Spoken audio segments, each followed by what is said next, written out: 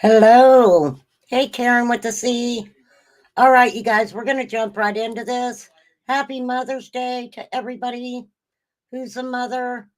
Um, I went and had breakfast with my daughter. She made me breakfast this morning. Um, totally love that. I want to show you guys something really quick.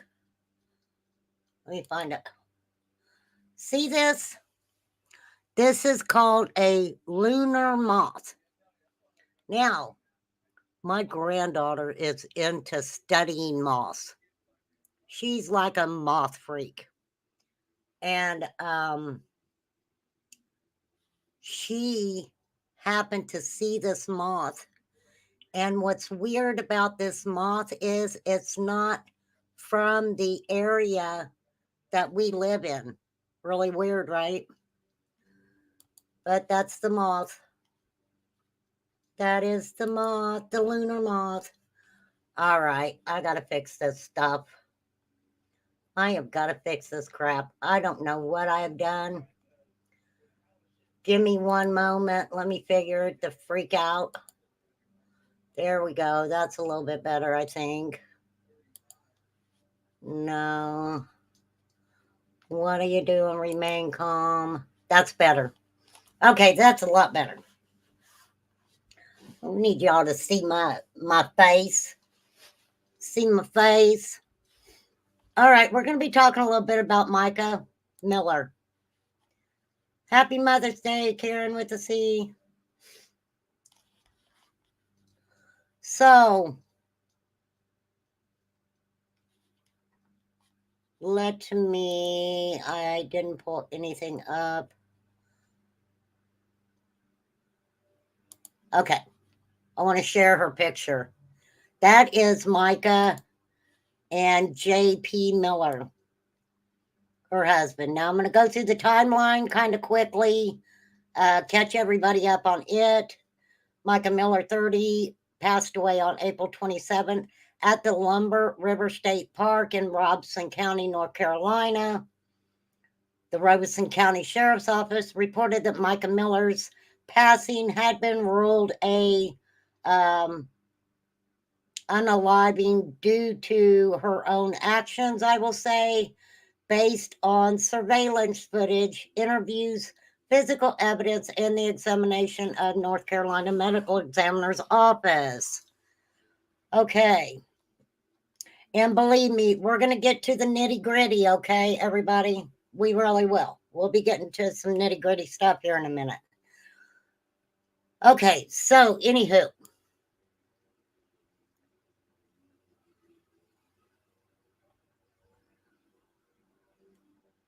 At 11 a.m., Mica was seen on her ring cam, and I'll show you guys that. 11:38, she was seen again on the ring cam leaving the residence. At 12:12 is when she was on surveillance walking into Dick's Pawn Shop in Myrtle Beach. Okay, there is at 12:13, Mica goes to register to purchase a firearm. They did their check on her. She checked out. From my understanding, I don't know if this is fact, that there were actually, hey, cotton candy boobs, there were actually other weapons at the home of JP and Mica, from my understanding.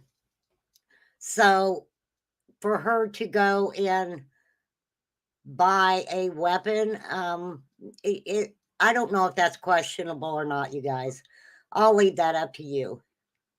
At 1:06 p.m., Mica's black Honda Accord is observed traveling on U.S. Highway 501 near 4 Mile Road in Conway. She stopped at 1:27 at a grocery and grill. At 1:35, She's leaving the store after purchasing a drink and gas.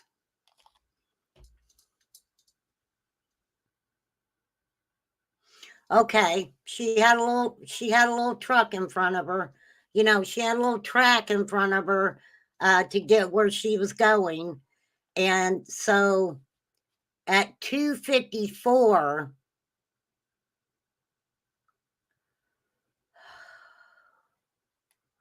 is when the 911 dispatch call was placed by Mica, stating basically that she was going to harm herself and she wanted to make sure they could ping where she was so her family can find her. Okay. It's heartbreaking. Just heartbreaking. Okay, let me go back to where I was.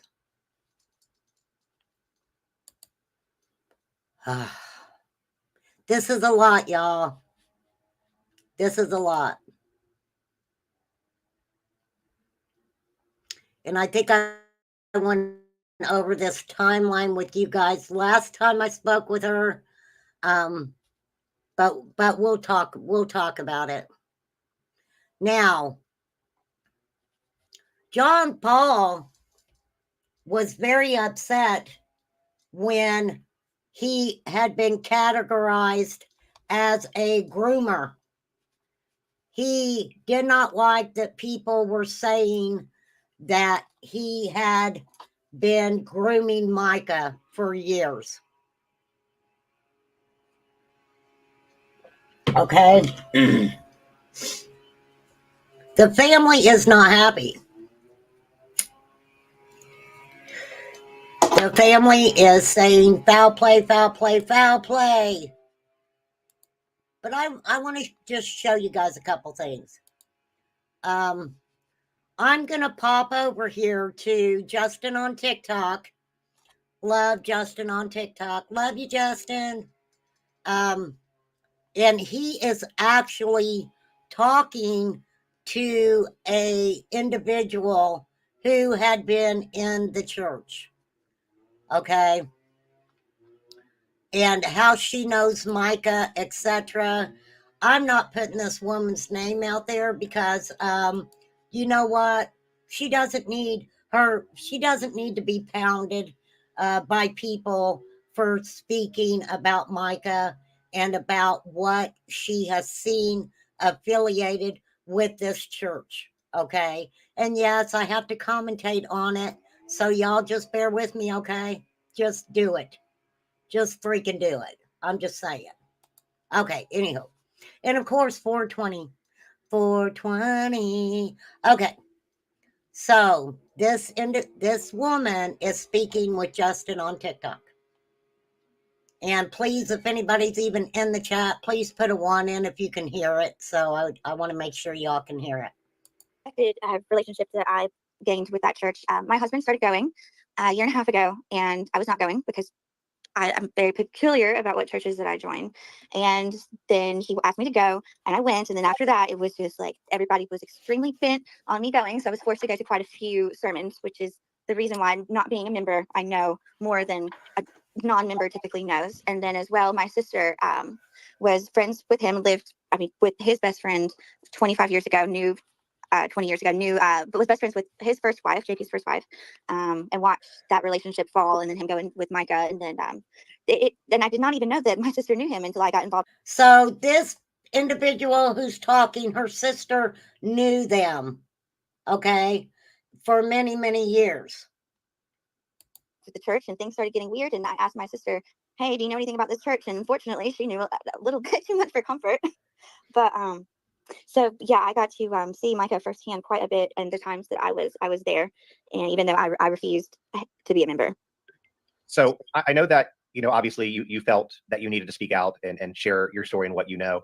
What, if you don't mind me asking, what's compelling you to want to do that, knowing the risks and everything that are out there? Oh, well, okay. So I actually haven't been asked in that way, and I extremely appreciate it. Yeah. So for a year and a half now, like, my life doesn't look anything like it used to, and it all started with just like really weird, minute things that you would normally play off. Like when my husband started going, he became a completely different person. Like, I don't know him anymore. And it's so dramatic of a change that I was like honestly scared. And then whenever I would refuse to go because he started getting to where like he would threaten me and the church was calling and like saying that I needed to go, I started getting scared that like, hey, like something weird is going on. So I reached out to the elders of the church and asked what was going on. It felt like my husband was being brainwashed and I was very uncomfortable. And that helps, like it slowed down. But then shortly after, he was being taught how to make me subservient. Like and I have the pamphlets. Like it is. Okay, because I am remain calm. And y'all know that I try to put my stuff out there like a class.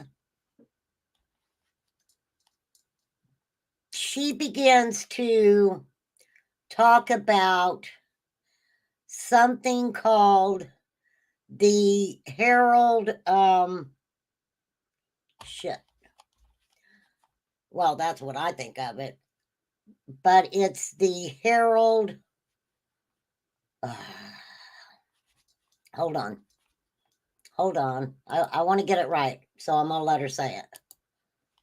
Really uncomfortable to read, how to make me subservient and obedient, and how they were telling him that if I wasn't a part of the church, that he was going to go to hell. And he took that extremely, said that these very high extreme changes in his personality that I could only accredit to the church's influence was what made me start asking questions. And then after that, it was the extreme reaction of me asking a question that then prompted my concern even greater, if that makes sense. It makes sense. Yeah, like if I questioned or asked anything, it was the reaction was so horrid that I just stopped asking eventually, you know.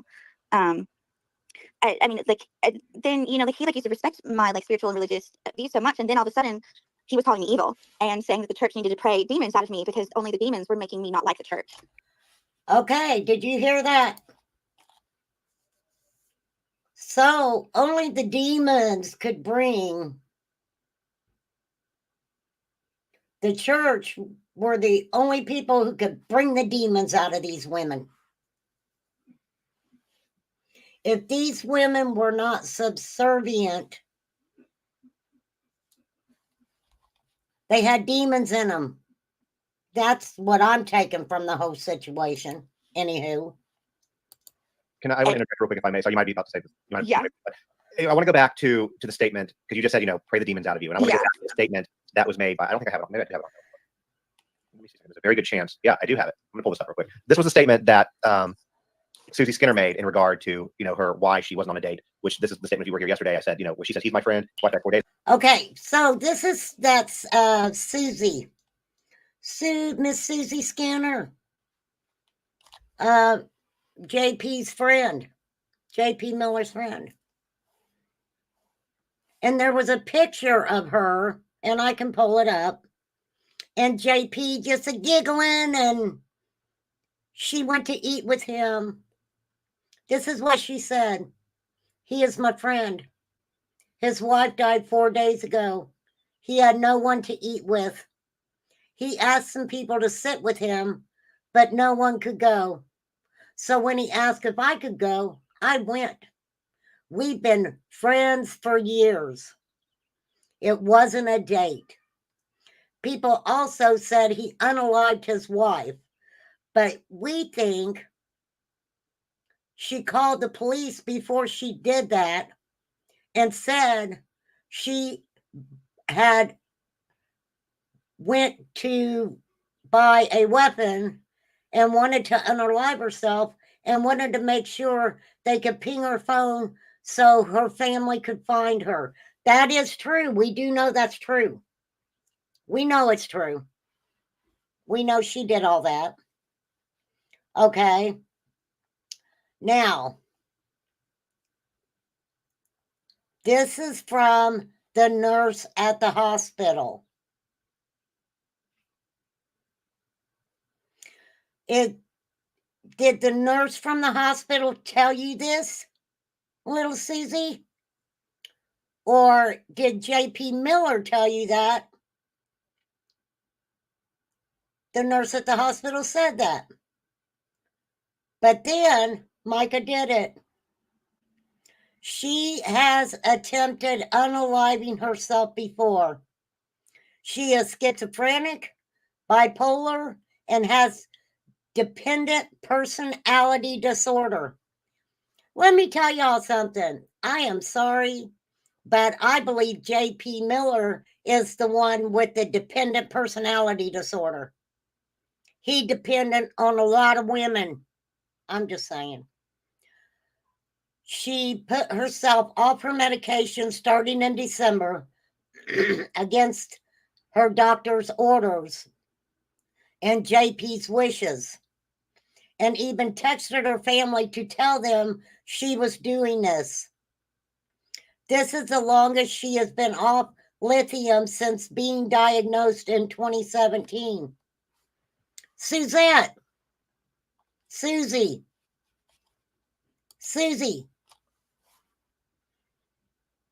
how do you know all these things about Mica? Did JP tell you? Or were you and Mica kind of friendly? And I kind of wonder about that, only for the fact that you and her husband were, I don't know if you were doing the nasty. I don't know what you was doing. I'm just fucking saying. Oh, Lord, the F words come out today already. Okay. A few weeks ago, she threw a belt. Now, class, this is very important. This is very important, class. Where's my dinger? We're dinging this. I'm getting ready to show you guys something that is you're gonna flip your shit. I dropped my freaking, I'm really bad, you guys. I've got like a thing under my desk that I can prop my feet up on. Welcome to Remain Calm's class. I commentate. If you get a little education, that's thumbs up. 420, always welcome. We're pretty easy going over here. Opinions and theories with no repercussions. Come hang out. Ding a ding ding. Okay. Hey, Poppy. Happy Mother's Day. All right. So, let me get comfy again. Lord have mercy. Okay. So, anyhow, a few weeks ago, she threw a belt out of the car while driving on the highway because she thought it was a snake. She was recently playing chess alone and talking to herself, and when they asked her what she was doing, she said, playing chess with the demon.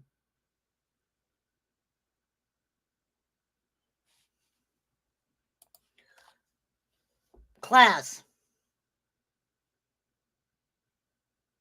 how does she know she threw a belt out the window? Were you with her, Susie? And said it was a snake. Who's telling you all this stuff? I'm just wondering.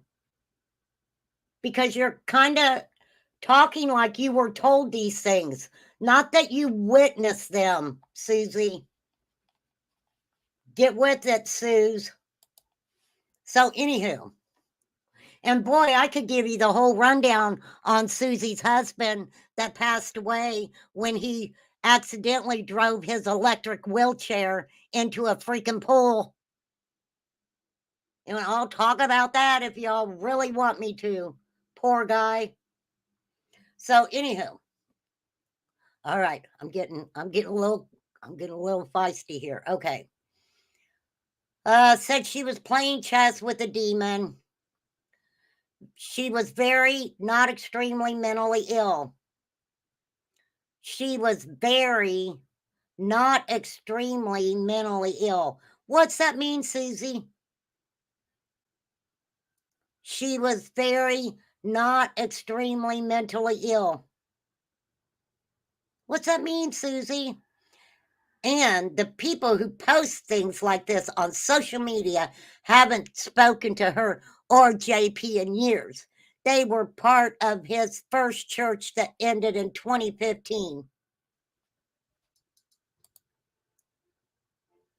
So none of that, what people make it look like. It's not what people make it look like. Happy Mother's Day, Cat's Eye. I'm glad I had time to spend a little bit of time with y'all today. Happy Mother's Day to us. Happy Mother's Day, flies on the coastlaw. Love you, girl. Okay, so go back. So this is weird because they're talking about like they needed to expel this demon from Mica. Well, in my opinion, her demon was JP Miller. That's just my opinion, though. You guys know I give my opinion on my channel. So I wanted to share something with you guys, and this comes from a creator called Fitz News.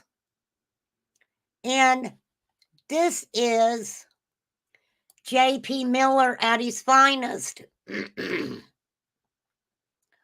Okay.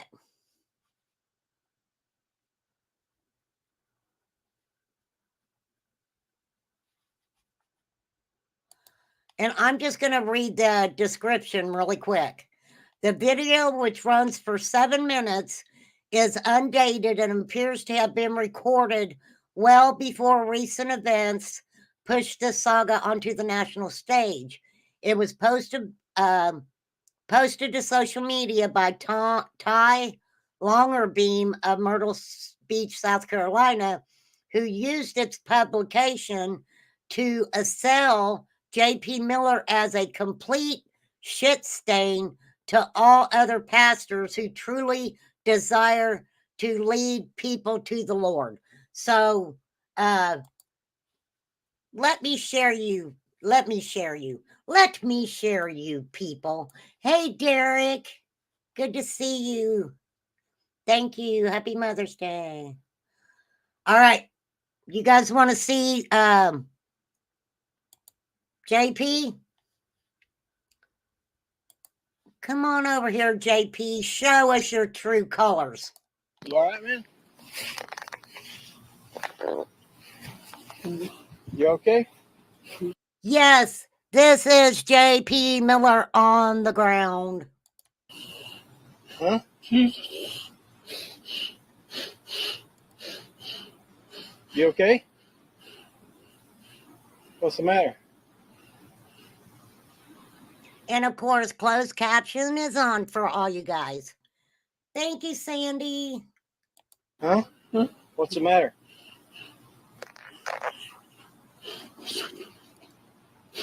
Switch medication. Makes me go crazy. Oh my gosh, JP Miller. They switched your medication and it's making you go crazy? You got a demon. You got a demon.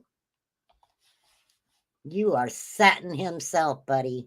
I shouldn't say that. That's mean. I'm sorry, Jesus. I'm sorry. I can't help myself sometimes. Yeah. Is somebody helping you? Oh, okay. I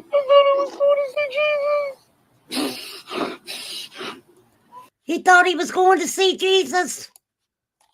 He thought he was going to go see Jesus. I kind of wonder, JP Miller, not just because Remain Calm asks a lot of freaking questions. Actually, what kind of medicine are you on that you thought you were going to go see Jesus? I'm just wondering. I'm wondering. Okay. But you got Mark coming? Somebody called him, I think. Okay. So,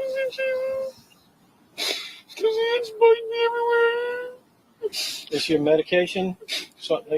He said, I've got ants biting me everywhere. Are you hallucinating there, JP?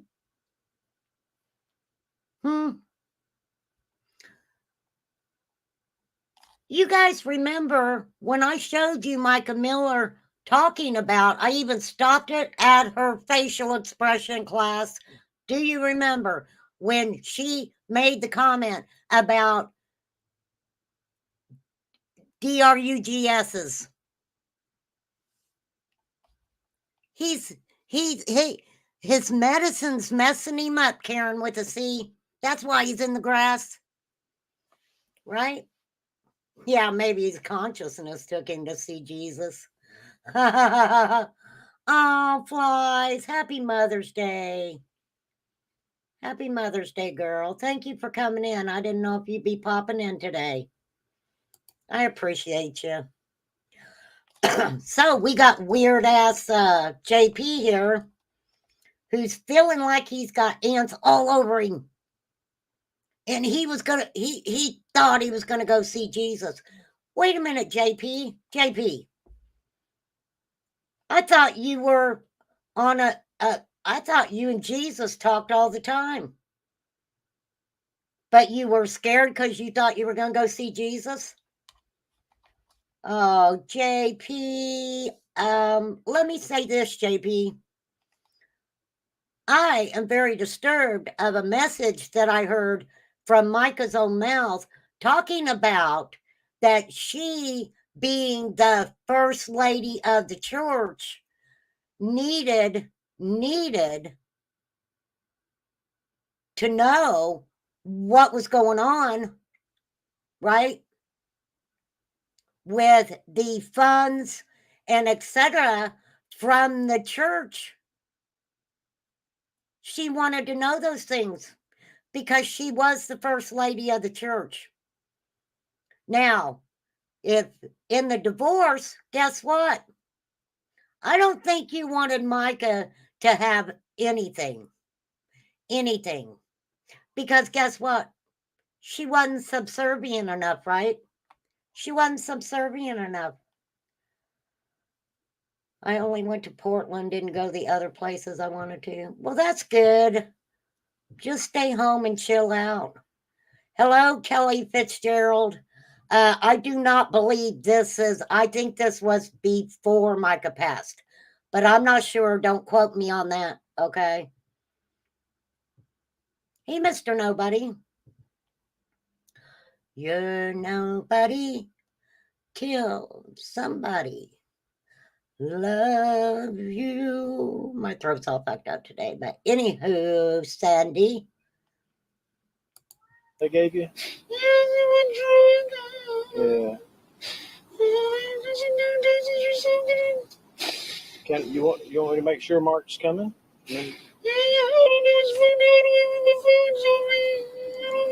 What the fuck? He's about ready. Oh, I'm about to see Jesus. I'm about to see Jesus. He sounds like a 2-year-old. What? Forgive me, Jesus. What the fuck? Seriously. Oh yeah, the light show, Sandy. I wanted to see that. I just didn't want to have to drive to go do it. But I would love to see that. So if anybody gets pictures, you send them to my email. I mean it. But somebody's called him, right? Okay. All right.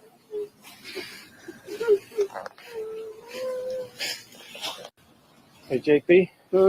I think Mark is coming. Mm-hmm. I had him try to get in touch with him again to make sure. Is that okay? Huh? The ants fight me. There's ants all over me. He was like, there's ants on you? There's no ants on you, though. It's just, maybe that's how you feel, but there's none on you. There's none on the grass. It's the devil. It's the devil, JP. In my opinion, that's the devil. Because you've been playing with the devil, ain't you?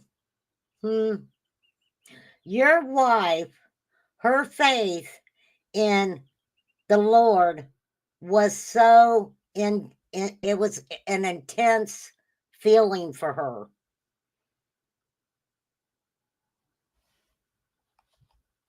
You got in that church. They made you feel special.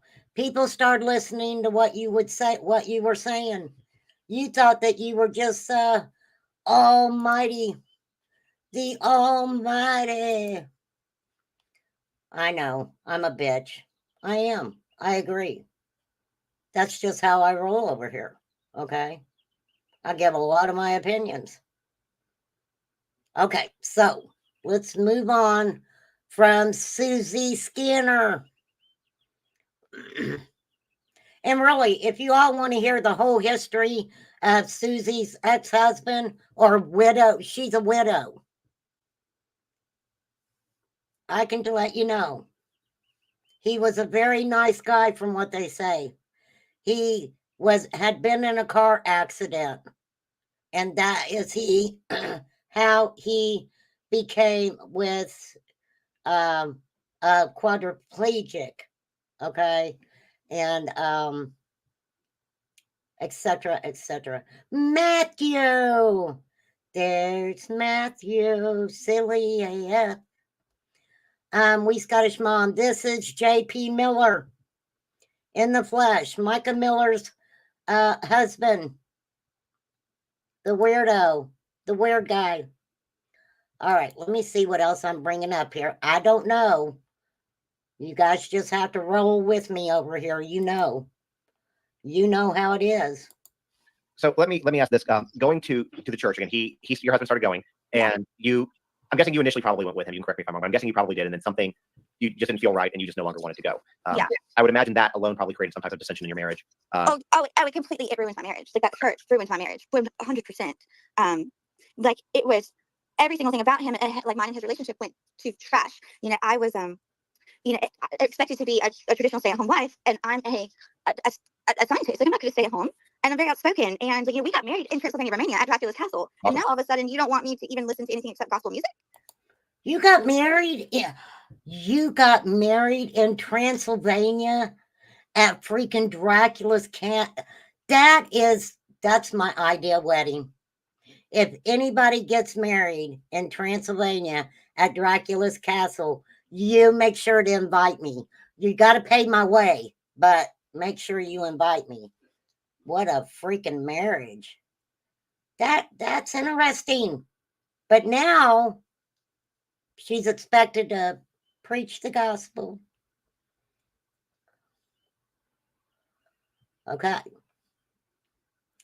So, not that I don't care to hear her story. I just get into the interesting parts. So just follow along. So you told me that what you told me about before we got on this was what I thought was really interesting was what happens when somebody chooses to become a member of the church or is accepted as a member of the church. Yeah, it's a very different process. I was very Southern Baptist and in a very small town in the country. I've been to church all my life. I've got many different churches: Pentecostal, Holiness, Methodist, Catholic. I was a Catholic high school teacher, by the way, for a year in between grad school. Yeah, it was actually I really loved it. But anyway, that's neither here nor there. So their process to become a member was one of the first things I was kind of like, that's different, because you had to submit a video of how that church had changed your life for the better, and why you loved them and what you were going to do to serve them. Like you had to pick a job, and you actually had to go through a like an acceptance. Like you had to apply. Like not everybody got to be a member. You had to Oh, members only church. That's interesting, isn't it? Holy guacamole. Hang on, I can't see shit. Dang it. Okay. Well, so and for people didn't catch that, her husband was part of the service at the church today for Mica. So just so in case y'all didn't catch that. So happy Mother's Day, you were not. Yeah, he is a member. Yeah. He is a member. Sorry, currently is a member.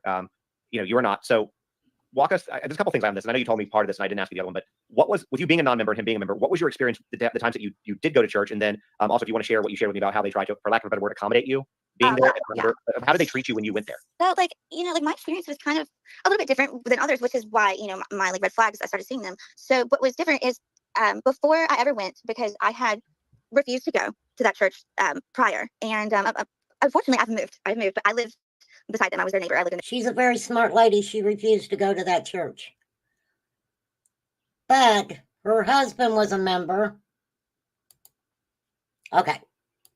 Yeah, we've dealt with pregnancy loss and tough. So I'm sorry for that. I know that stuff, and then being insensitive. That I know that's not. Yeah, and it was just weird that they would keep saying, they would say it in a way like, "Oh, I can see you with a bunch of children around you," and I'm like, "Don't, please stop." But that's not helpful. It's not. No, helpful.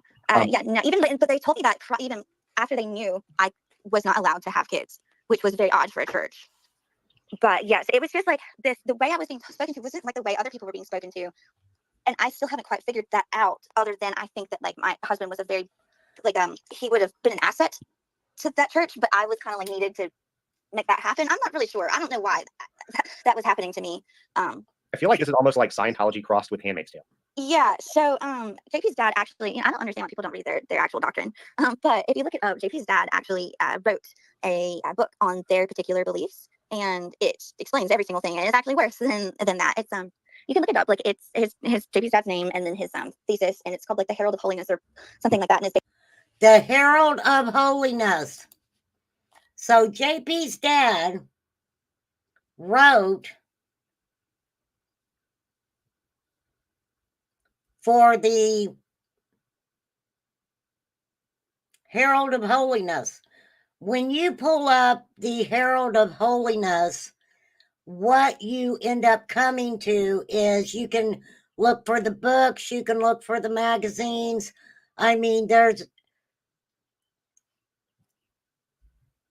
the Herald of Holiness comes from the Nazarene religion.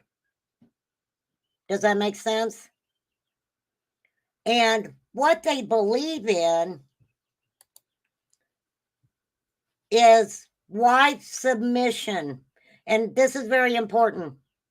You hear me? Yeah. The guy on the grass was J.P. Miller, Mica's husband. So now, when you get into biblical Jesus,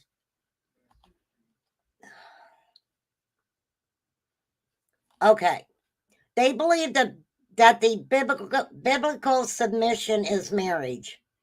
A wife is making a choice not to overtly resist her husband's will.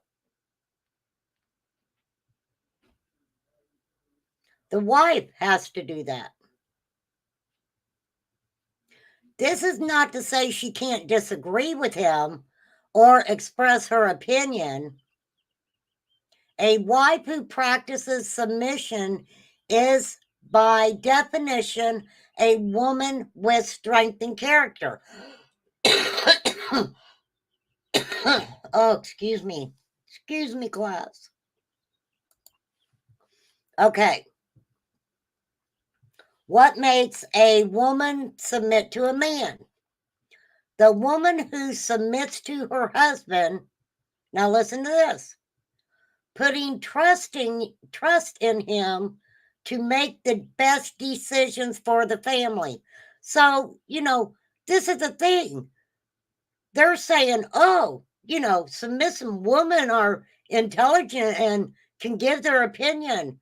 But they're also saying that the woman has to put the trust in the husband to make all family decisions. So what the heck is that? Hey, Bertie. Hey, Marie. What the heck is that saying? That's saying, oh, I think you're intelligent. You're an intelligent woman. And you can give your opinion, but your husband's going to decide what's going on, what's going to go down, right? And J.P. Miller's teaching this in his little church. Okay. And I can tell you in the Bible where it says it, but I don't have time for that today. Now,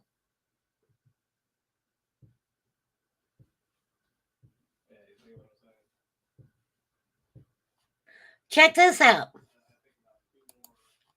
Now, if you don't want to do the nasty with your husband, it says the husband should fulfill his marital duty to his wife, and likewise the wife to her husband. Do not deprive each other except by mutual consent for a time, so that you may devote yourselves to prayer. Then come together again, so that Satan will not tempt you because of your lack or self-control. All right. I feel you on that. I mean, yeah.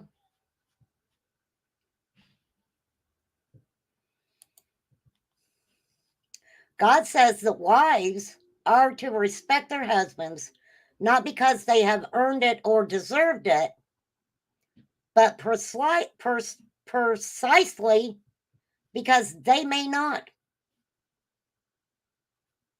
It's in the respecting that the seeds of change are planted. I do not know what the heck that means, Jesus. What does that mean? Oh, God. All right. Lord, I am not anybody to read anything from the Bible. I'll have to think about that. Oh, listen to this. What does the Bible say about sexless marriage? Corinthians 7:3-5 says that for a limited time, spouses may agree not to do the nasty in order to more fully devote themselves to prayer. However, this passage also reminds husbands and wives to come together again so as not to be tempted.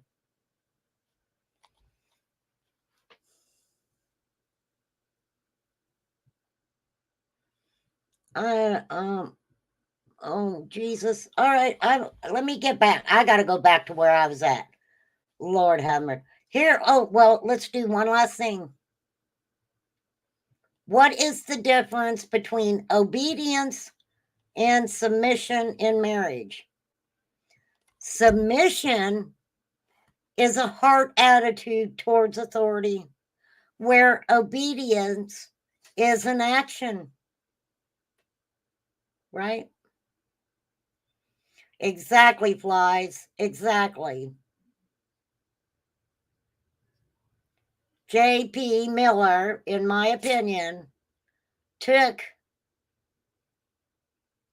this set of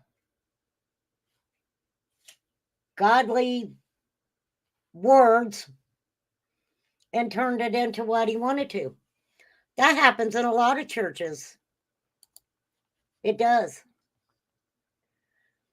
As helpmeets, we are called to obey our husbands, and we are also called to submit to their authority.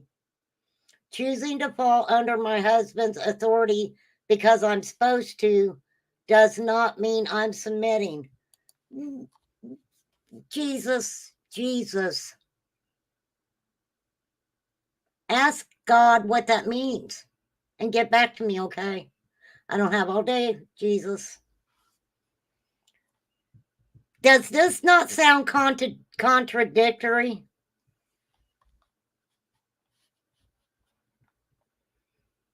So submission's in your heart. Your submission. Oh, okay. Jesus. Lord Jesus, really?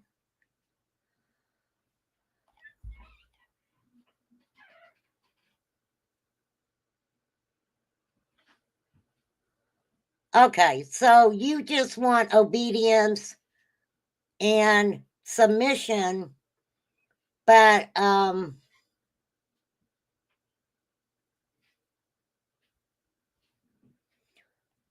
does that mean the same freaking thing? Are you guys getting the same thing I am? So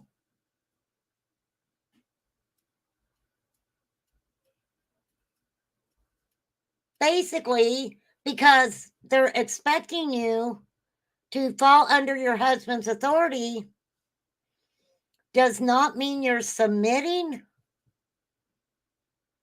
because submitting's in your heart, right? I'll do whatever you want me to, honey. My heart is submitting. It's submitting for you. Lord help me. I can't. I can't.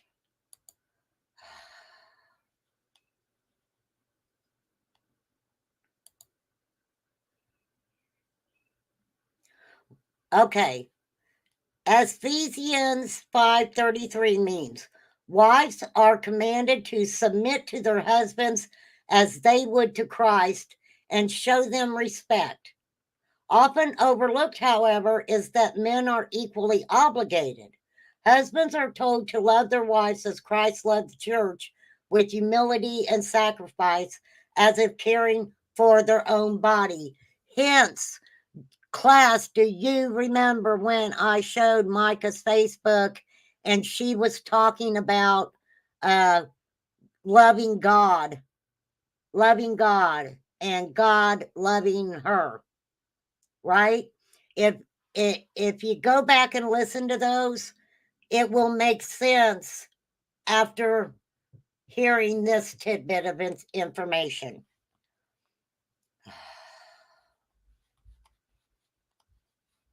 I don't even want to look at no more of that.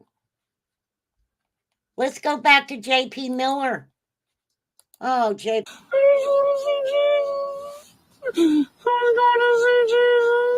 What kind of medicine do they have you on?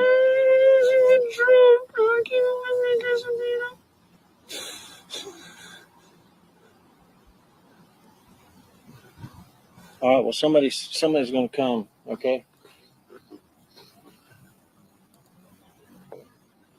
I'm going to slow that down.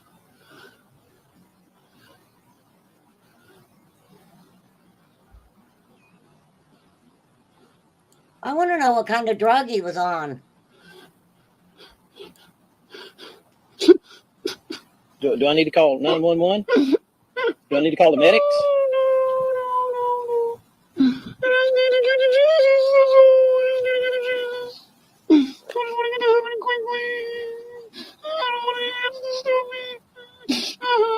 He wants to get to heaven quickly. Well, dude, JP, what kind of drug is you on? Inquiring minds want to know. I want to know. Lord have mercy, y'all. Well, you're not understanding that. I never heard Mica ever say that JP was SAing kids. What I heard her say, I didn't hear her say, but it was reported that he had been grooming her since she was very young. Okay. I'm telling you, flies. I don't know if you were watching when I showed Mica talking to she was talking to women who had contacted her about her thoughts on DV and stuff, and I'm telling you, that is a conversation to watch again. I mean, I already okay, so that's JP.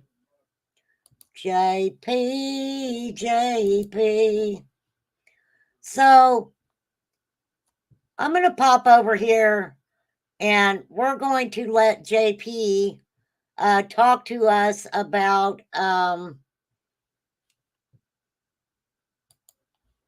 his late wife, Mica Miller, at her memorial service.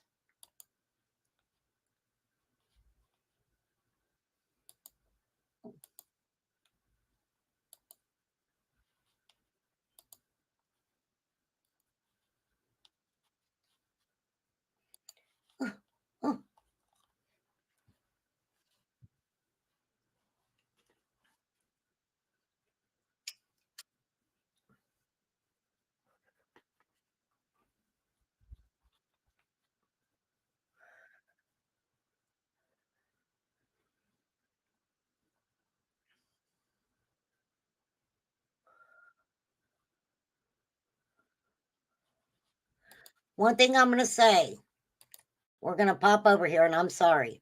I am sorry, y'all. Welcome to my low budget channel. Okay, this is JP talking about Mica. Okay, and he does say a lot of things about Mica that we don't know. She was in beauty pageants, had won beauty pageants. So I think it's interesting that, you know, he does tell us a few things about Mica. I've been speaking for many years, and for the first time, I don't really know exactly, you know, how to open or how to close or any of that. I'm just, you know, everyone knew how beautiful she was on the outside, you know, but only I think a spouse knows how beautiful that person is on the inside. I want to take a few minutes to just kind of tell some stories and just share some things about Mica that may, I don't know, shock you or help you get to know the more intimate side of her. She was beautiful on the outside. She had won so many beauty pageants, you know, when she was young, and I won her trophies here where she won Saucus the Idol. Let me tell you, just to talk about how pretty she was on the outside. When she went to one school, she won the, you know, Miss whatever the school was, beauty pageant, and then her family moved and she went to another school and she won the Miss beauty pageant for that school too. So it was the first time in that county's history that someone won, you know, both the. So we've got a woman, a beautiful woman, and wouldn't that just fit right in to JP's preaching on, not word for word, about finding a hot wife, a hot godly wife? But it really hadn't hit me. You know, I've gotten to spend, as Christians, of course, we know she's not here and in heaven, and she's, you know, worshiping and enjoying, and I hadn't even had time to look down here yet. But I got to lay next to her body and spend time with her body about 4 times this week, and each time it still didn't hit me.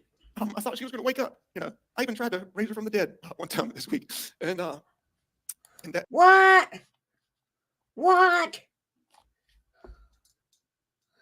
Did y'all just hear what he said? He's seen her body like 4 times. Even one time, he thought maybe he could raise her from the spirit world.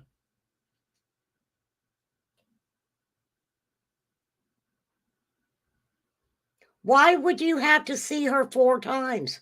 You, mister, had her cremated. Where's my ruler? Let me tell you, JP. Why would you have to go look at her 4 times? Why? You had her cremated. And from my understanding, you kind of messed with the family a little bit about even them going and seeing her. So why you got to see her 4 times?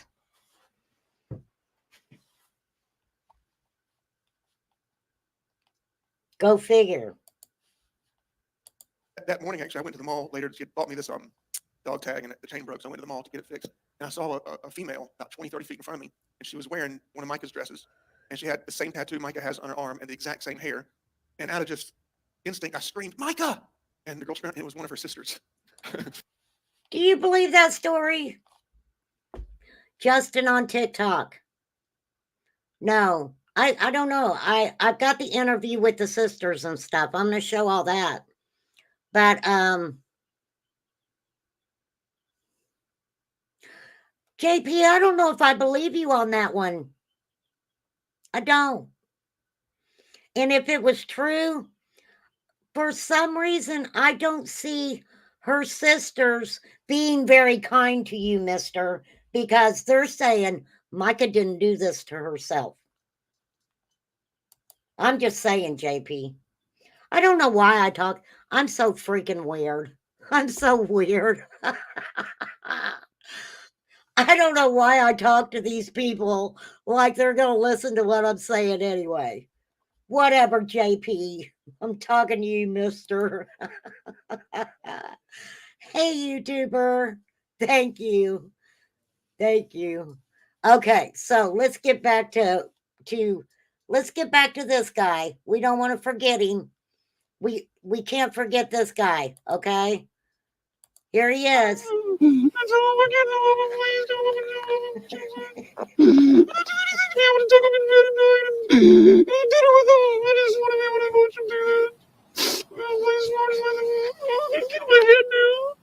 Oh, they're Yep. getting in his head now. It's the devil, John Paul. The devil. Okay, so this is the guy. Let me get back to him. You know, he's such a wonderful guy. I thought I raised her from the dead. She's alive, you know. But I can't wait to see her again one day. Yeah. Well, let me tell you something, JP. This is just another thought from Remain Calm. You better hope that while she's in heaven, that she forgives you. Because if not, you're going to have to beg her to reach her hand down in the pits of hell to help pull you out. I'm just saying. I'm just saying. A good pastor speaking in tongues. JP. That's because I got him going faster, Flies. I made it go faster. Doesn't sound like he's speaking in tongues. They're coming to take you away. Oh, me. Oh, my. Oh, I got to I make have it pictures. I bigger. want to just tell you some stuff about her. When we fell in love and, you know, we started dating and it was time to get engaged, she loved public displays of affection. Like she loved. Oh, that was about the time when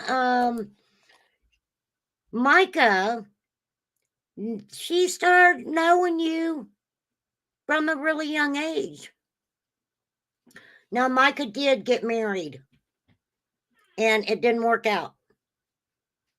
And John Paul, I believe he was 14 years older than Mica, and he married her, I believe, in like her 20s, right when she hit 20, 21, something like that.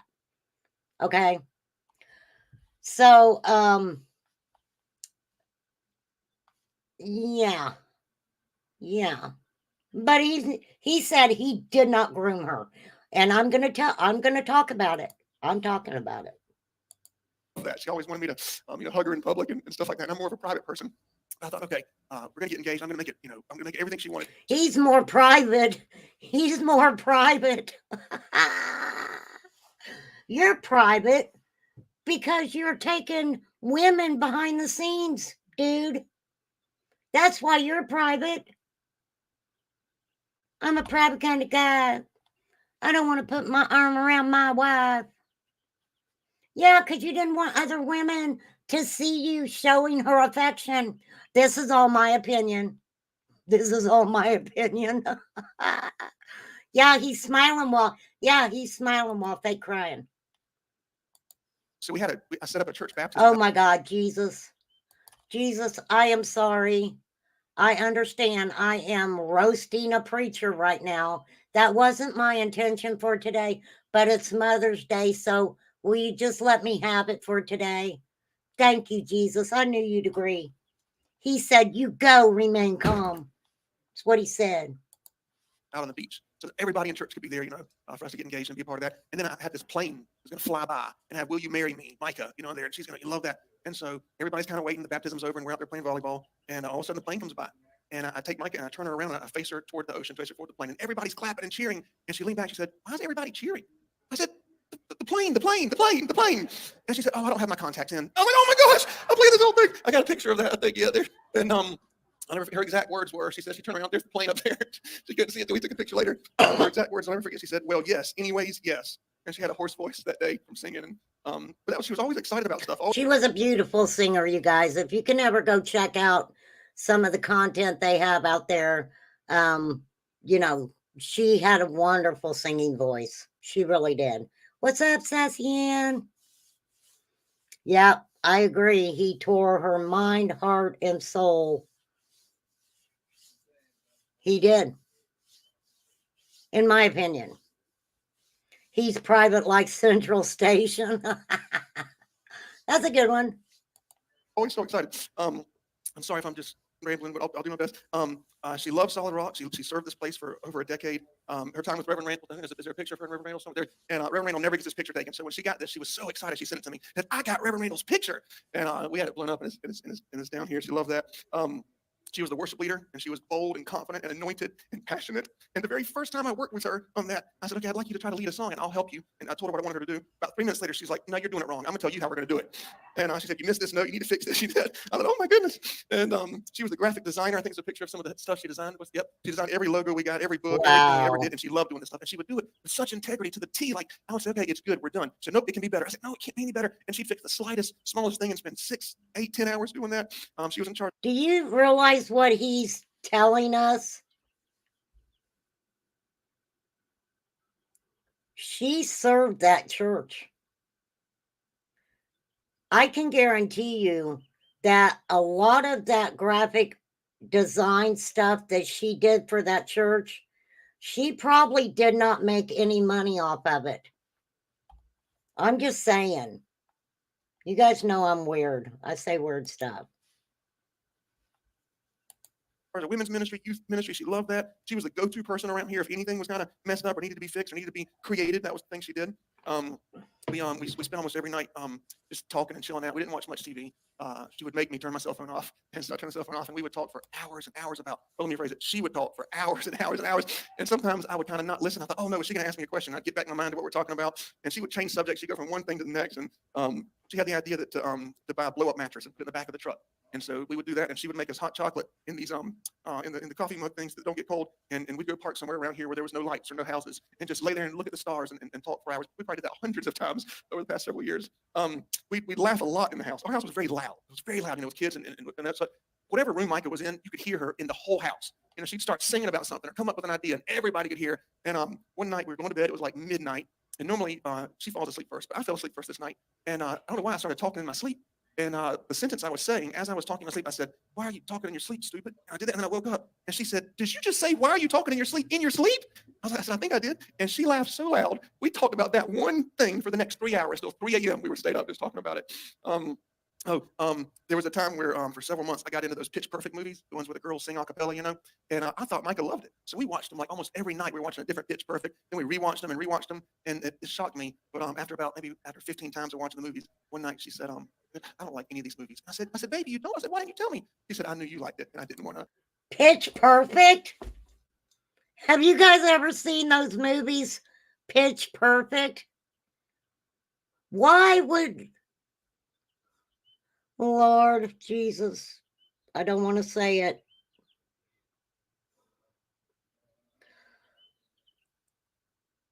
If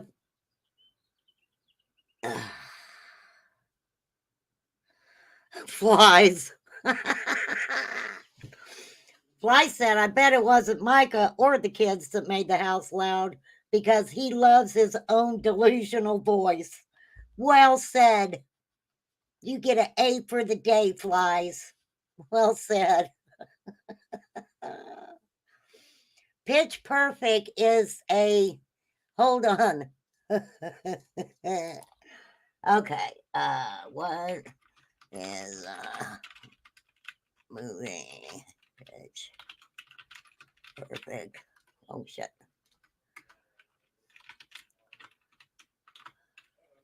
There's like 3 of them. Okay, here we go. I'm going to tell you. Just because I forgot. It's a bunch of women singing. It's a girl group.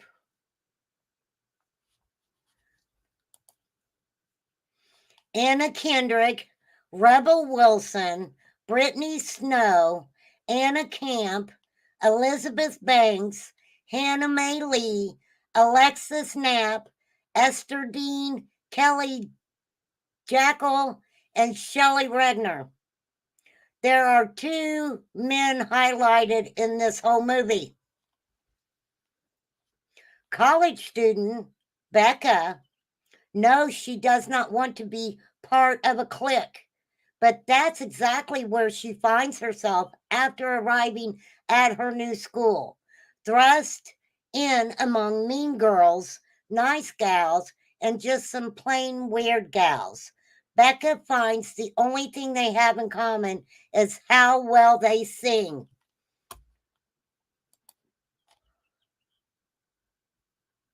I rest my case. JP, are you serious?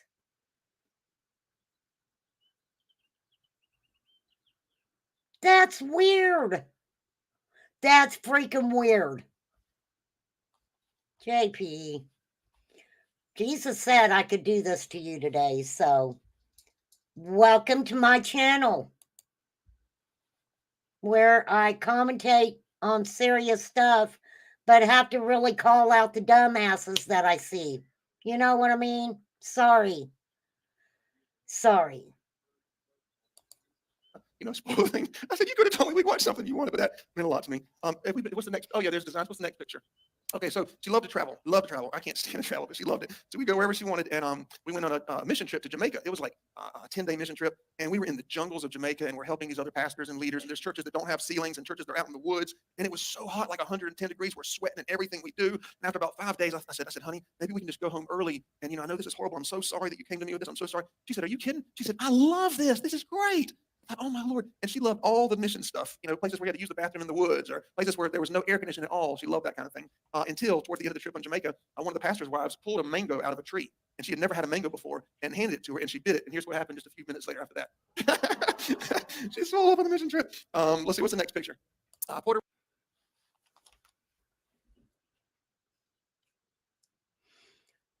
Honestly, this is just my opinion. I think that Mica was way more involved with these mission trips than JP was. But that's just my opinion. Okay. Rico. So she loved Puerto Rico. She'd ride horse. She loved adventurous stuff. Like it was always something really adventurous. Riding a horse was the next one. Riding a four-wheeler out in the woods was the next one. Doing some kind of thing with the rope she wanted to do. And all these things scared me. All these things I would tell her, like, I don't think this is safe, honey. Like, I'm a lot older than you. I don't know if I should be doing this. What's the next picture? Yeah, you are a lot older. The candlelight thing out by the ocean. She loved that. She loved nature. She just loved nature. So we went to Mexico. So my boys, the ones that were in college, they said, Dad, we're going to Cancun on spring break, with all of our college friends. I said, okay, have fun. Micah said, we should go. I said, I don't know if we should do Cancun with all the college kids, but we did. And we were on a bus with all these college kids and going to do different things. And I'll tell you a great story about Mexico. One night, her and I, we were riding on a moped, just looking at everything around. And there was this hole in the wall, like looking nasty restaurant. And it said on there, tonight, karaoke. And I said, let's just check that place out. We went in, man, it was packed. I mean, Mexicans everywhere you look, not a single white person. This is the memorial. This is the memorial that he did. I don't know. Say what? Say what? Not a single black person, and none of them spoke English. We couldn't even order the food because everyone was Spanish, and they were out there singing karaoke, all Mexican songs. And I said, honey, go see if there's a song in English that you could sing. She said, I'm not doing that. I said, no, you'd be great. So I went up there and I signed her name. And I put that song Sunday morning. And next thing I know, in this place, I mean, it is packed. People are standing up. There's no seats. And they said in broken English, Mica Miller, Sunday morning or something like that. And so she gets up there. And as soon as she starts singing, the whole place just stops and does this. And I thought, oh, no, she was right. They're not going to like her. As soon as they get to the chorus of Sunday morning, everyone in the restaurant stood up with their beers and started singing in broken English with her the chorus of Sunday morning. When she got done, they all screamed, trying to tell her to stay up there. So she sang another song. Then they wanted to say that she sang another song. She sang 5 songs in a row in English, and every one of them sang the songs with her. And that was a great memory. She loved that. What do we got after that? Disney. She loved traveling anywhere. And I said, put me in a wheelchair because I can't walk another foot. And she loved. Oh my Lord! You had to say that. No, I don't think you want to be in a wheelchair. Not when they're talking about Susie's husband and his accident in his wheelchair. That was just bad, JP, okay? You should have thought about that before you said it. But what's the next one up there? So any picture you see, it was her idea to take the picture. I'm not a picture guy. And if I'm in the picture, she would tell me how to stand, how to smile. If it wasn't good, she'd delete it and say, we're redoing it. She'd get tourists to take our picture. And I said, okay, thank you. She said, oh, no, this isn't good. Give it back to them. And they do it again, But she told me she was so creative. Everything she did was so creative. What's the next picture? I want you guys to really listen how he's talking about her. Does it sound like that he's talking about a woman with all of these mental illnesses, all these mental diseases? not just bipolar. I mean, this dude gave an arm's length full of different mental disorders that she had. No, say what? Just to let you know,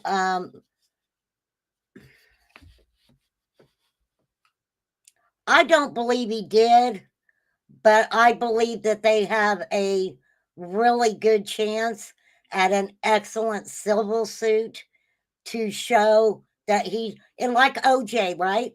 They found OJ not guilty, but he lost in a civil suit, which basically said he was guilty, right? So I really truly believe that Mica's family has a wonderful case for a civil suit. What's the next picture? She'd stop with me on the way to. Oh my gosh, I can't help it.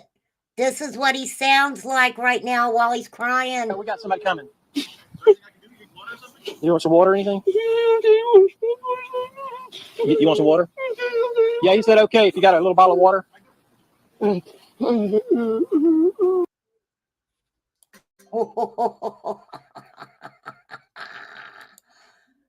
JP.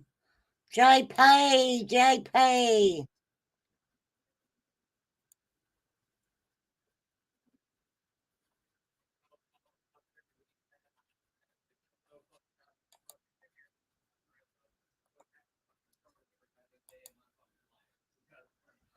Hold on, I got to make sure you guys can hear that.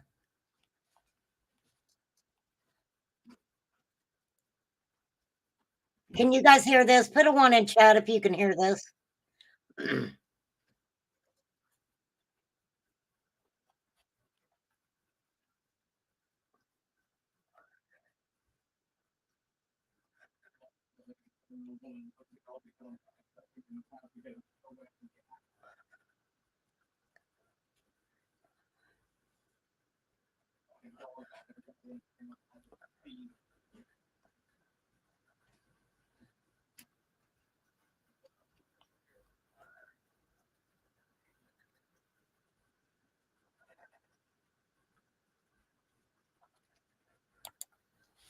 Okay.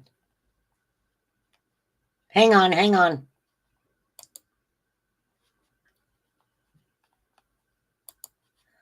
I don't know why that does that every once in a while, but I'm glad you told me. Let me present it.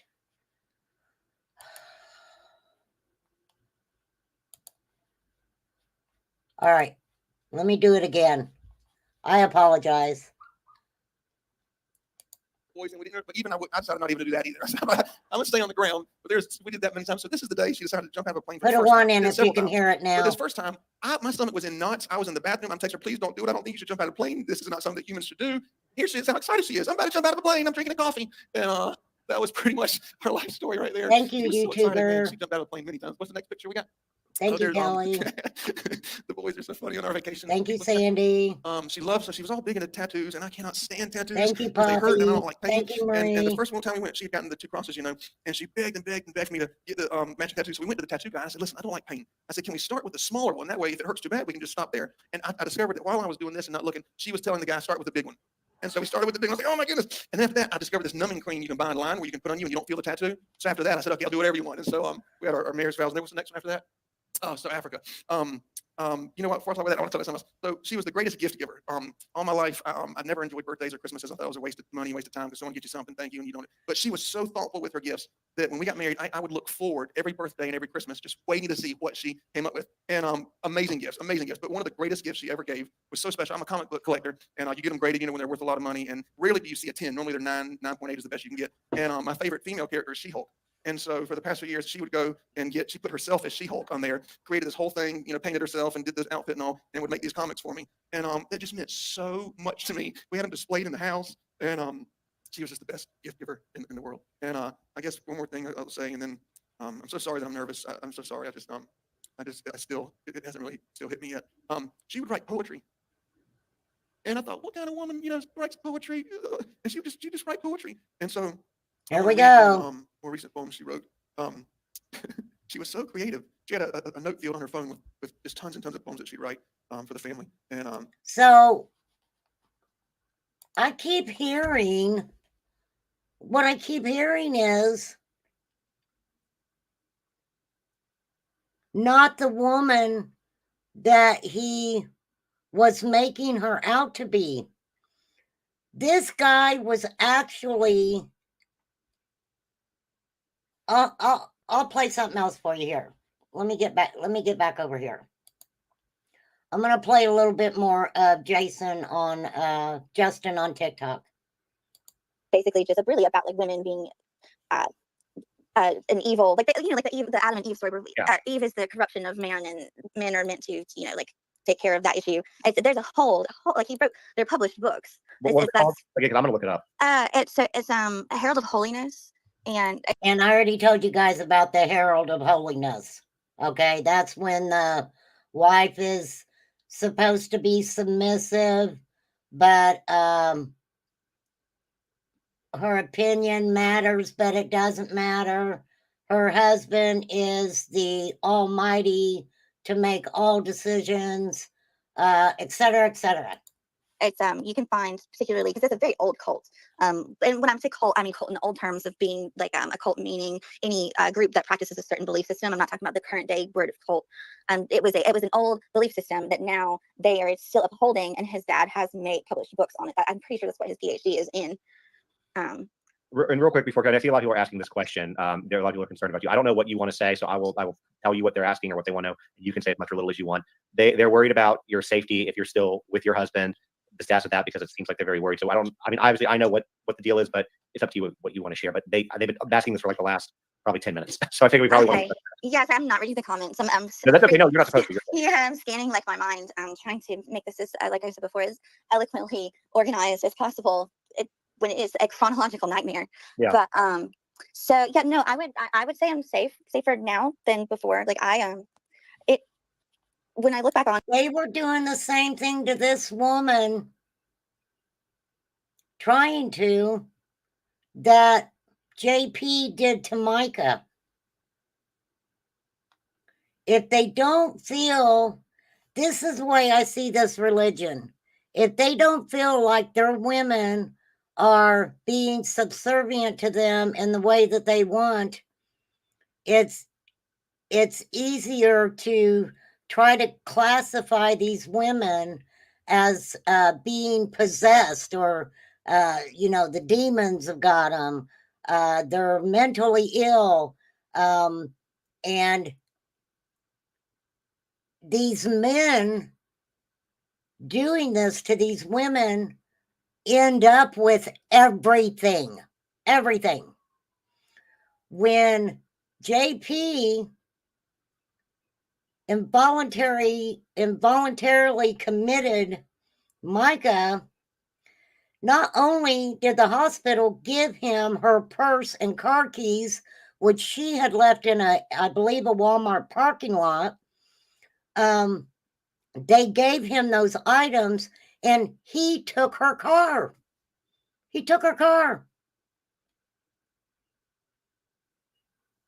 And there's text out there where he's telling her, come home and we'll take both cars and put them together, and I'll get you a vehicle that you want.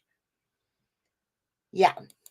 On it, like I try not to because it is so hard, but for a year and a half, I have been begging for help.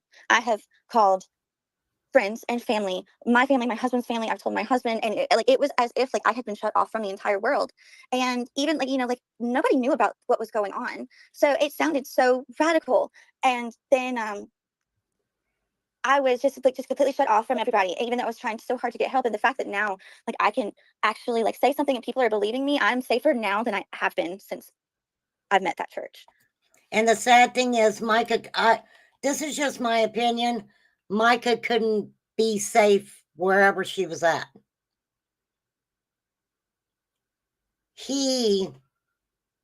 And I've got the video where he's actually basically stalking her, and he comes up on her when she is standing there with law enforcement.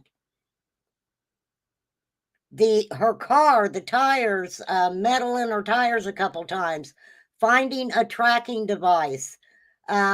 This guy, and believe me, I believe it's him, and all of the documents where the name has been taken out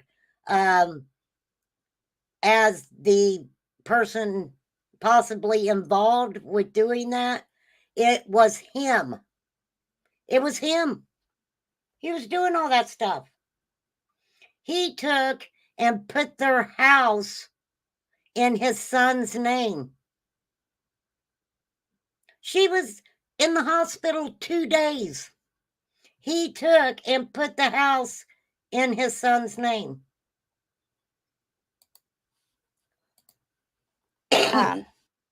So if that makes anybody feel better, I'm at my family's apartment, not at my husband's house.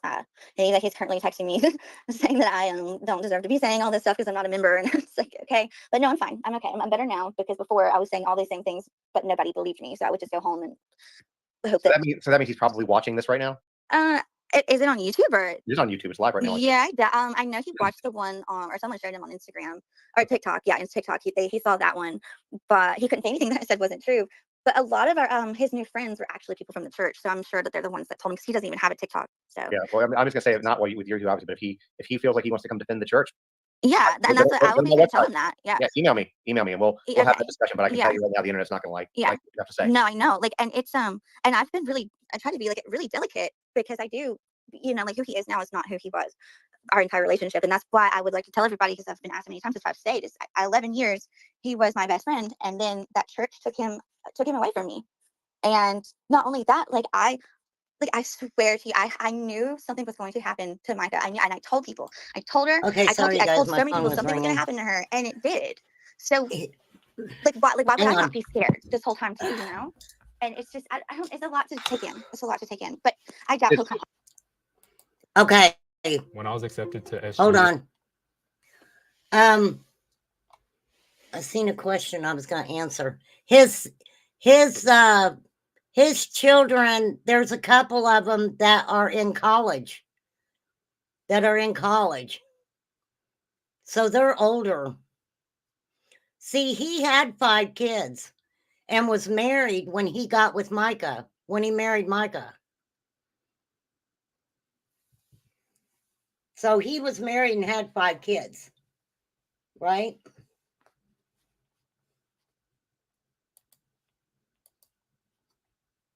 Let me get this pulled back up.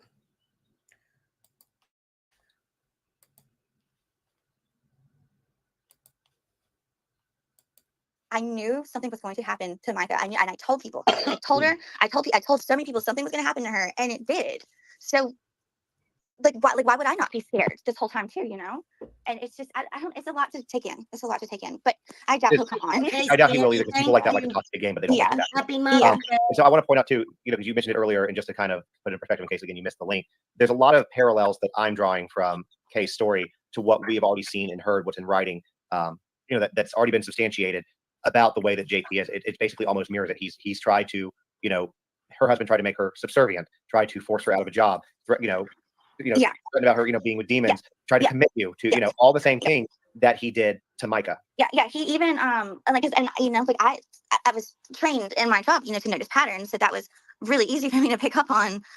That whenever it was the same day. I mean, like at least try a little bit harder. But it would be the same day they accused her of something. He would come home and accuse me of it.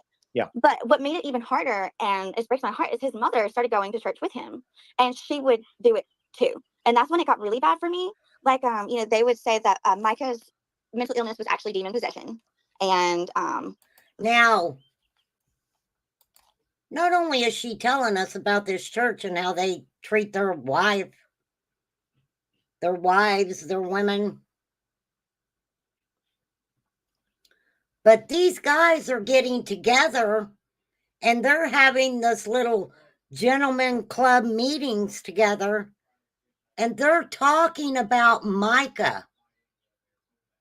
They're having conversations about Mica and her mental illness and da-da-da-da-da-da-da.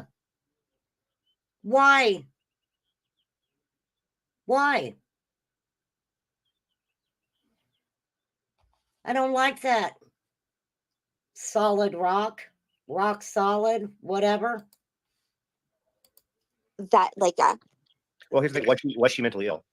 So I think, in my professional opinion, because I actually do have a credibility to talk about this, I think that she was not mentally ill, but then after so many years of going through what she has went through did make her not as mentally sound as she would have been had she not met him. Thank you. Thank you, lady. Thank you. I 1,000% agree with what she's saying. Years of being with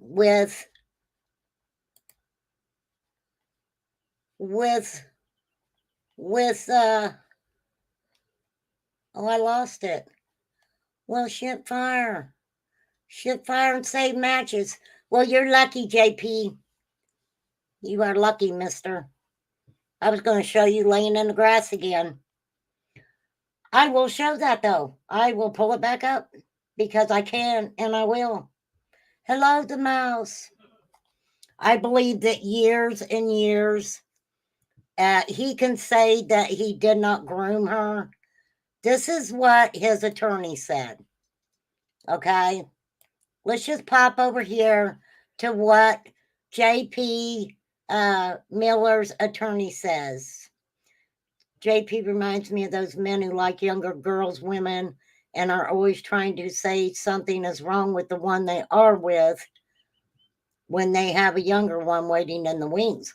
Well, this time, JP has a little friend named Susie. And from my understanding, JP and Susie's been sharing each other's company for a little while now. So let's see what he said about grooming Mica. He says, this is his attorney. Following the untimely death of Mica Miller, unfounded rumors and false accusations began circulating on social media and in various media outlets, suggesting Pastor Miller's involvement in her demise. Yes, Mr. Lawyer. You're right about that. This created a buzz, causing local and national media outlets to begin proliferating these falsehoods. No, the police report that remained comrade the last time I talked about Mica actually said that Mica herself told a law enforcement official that your client had been grooming her since the age of 10. 10. You don't even need a calculator. It's 2 hands. Unless you're missing a digit. And if you are, I apologize. So, anywho, okay. On a mammoth proportion, our client refutes any report that suggests he ever harmed physically his wife. Recent reports claim that Pastor Miller groomed his wife from the age of 10 years and couldn't be farther from the truth. Really? Really?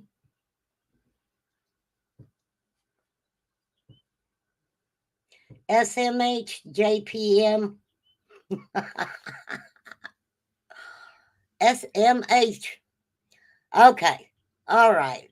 Let's see. I don't even know where to go to next. It just irks my crap. All right. Let's go back to Stud Muffin here. This one, she said,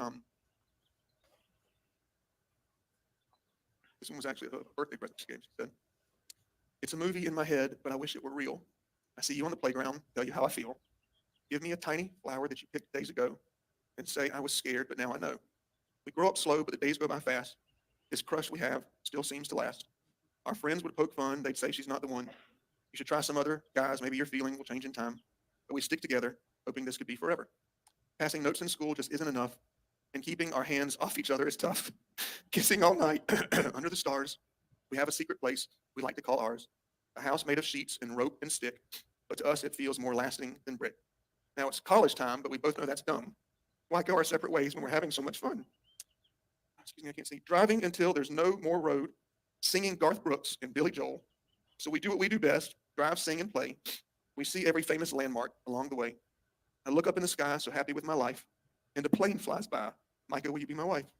A moment of destiny. Kelly, she is older than Mica, I believe. I will find that out for you. Just remind me. So he's reading a poem that Mica wrote, where, in my opinion, she's talking about him when she was younger and they was hanging out and they was driving around and doing the flirty flirt. And she talked about, college, which would have been around what, her 20th year, 18 is college age. Oh, mister. I couldn't have planned better, but I got to marry my crush forever. And that's nothing. I told you guys she wrote it about him. Do you want me to play it again? I really don't want to hear him say it again. She was young. She was young. And she was so creative. It was just always just coming out of her. The Africa school, she always had different ideas. She'd come home with a different idea every other day. I want to create a water bottle. I want to, make peace in the world, like these different things she'd come up with. And some I was taught through counseling to just say, let's pray about it for 2 weeks and then we'll talk about it. And I learned after that, she'd forget about it after 3 days. Or if it was a real thing that she actually wanted to do, it would stay with her. And so she came back from the Africa trip and she said, I want to start. Wait a minute. Wait a freaking minute. Did you hear what he just said? I want you to hear what he just said. And I learned after that, she'd forget about it after 3 days. Okay, wait. Sorry. I didn't back it. I didn't rewind it enough. Different idea every other day. I want to create a water bottle. I want to, make peace in the world, like these different things she'd come up with. And some I was taught through counseling to just say, some I was taught through counseling just to say, pray on it for a few days. And if sometimes within 3 days, she would just forget it. And then other times I knew she was serious. Oh, let's Lord. pray about it for 2 weeks and then we'll talk about it. And I learned 2 after weeks. that, she'd forget about it after 3 days. Or if it was a real thing that she actually wanted to do, it would stay with her. And so she came back from the Africa trip and she said, I want to start a school in Africa. And I said, okay, let's pray about it for a few weeks and see if that's what God wants us to do. I said, because it seems impossible. It's not like you can talk to the Africans during the day because of the time difference. So remember, please remember, it was Mica who wanted to start that school. Okay? I think that's very important for people to know that. Mica was the one who wanted to start that school. And in my opinion, it was Mica who, wanted to go on the mission. That's just my opinion. I don't know if anybody else agrees with me, but that's my opinion. you have to send them a message and then wait another day and they return and wait another day and all that. So I said, let's talk about it in 2 or 3 weeks. She came to me 2 weeks later, said, I got it already. I have somebody that's going to make the food. I have the teachers we can hire. I have the price of what it's going to be. I have the location. I have the transportation. I have everything we need, curriculum and all. I said, how did you do this? I've been working hard. I said, okay, then I said, let's do it. We'll do it. And our goal was 50 to 100 kids. And when we sent our team just a few weeks ago, there were over 300 children that came out of the woods, literally just started walking from miles away just to be part of the school that Mica made. And of course, it's dedicated to her on the Dare to Care missions. But she had ideas like that all the time. I mean, just all the time. I can't even. Let me ask you guys something. If you're someone with a mental illness and they're putting you on a drug like lithium, in my opinion, I couldn't see her as a functioning person. Not the way that he describes her. Does that's what I said. Did he make her take counseling, or did he get counseled by the church deacons? Right? He could have told them church deacons anything he wanted to tell them.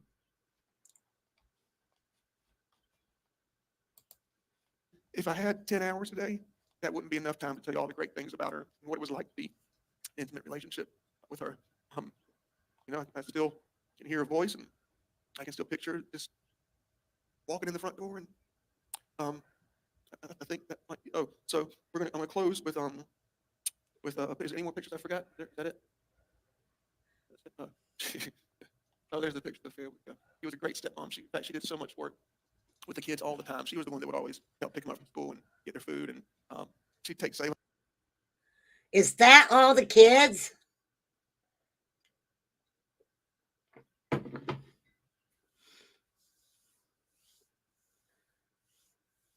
Okay, so he must have grandkids then.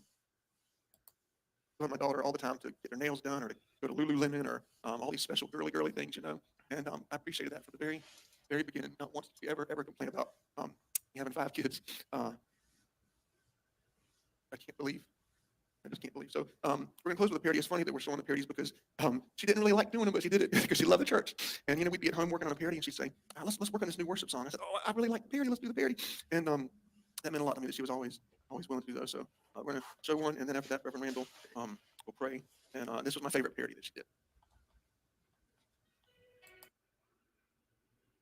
I am. Okay. I'm over you. I'm over you, JP. For real.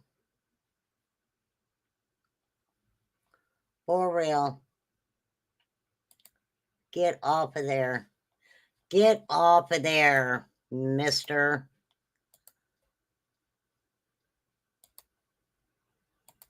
Listen, I'm gonna pull back up. What, you guys having a thunderstorm? You'd like to hear from JP's first wife? I don't know if she is really, I think she said something somewhere, but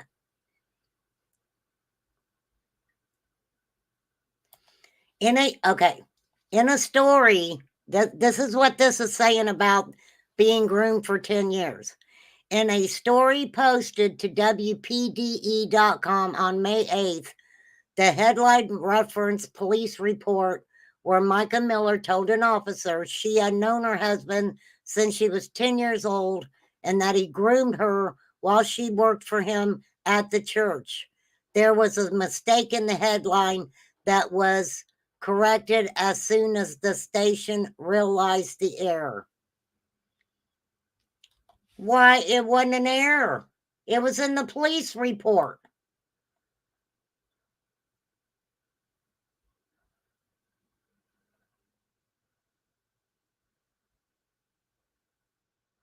It was in the police report.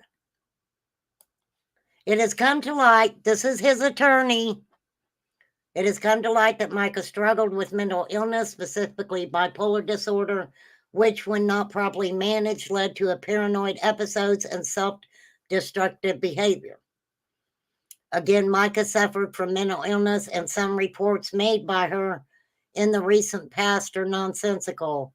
This unfortunate reality underscores the importance of destigmatizing mental health issues and ensuring those affected receive appropriate support and treatment. We wish to emphasize that after a thorough investigation by the Robeson County, North Carolina Sheriff's Office, it has been conclusively determined that Miss Miller's passing was the result of a self-inflicted weapons. I don't even know how to say it anymore. Pew pew. The finding completely exonerates Pastor Miller of any wrongdoing. These baseless claims and false reporting have caused immense distress and harm to Pastor Miller and his family and needs to stop immediately. Well,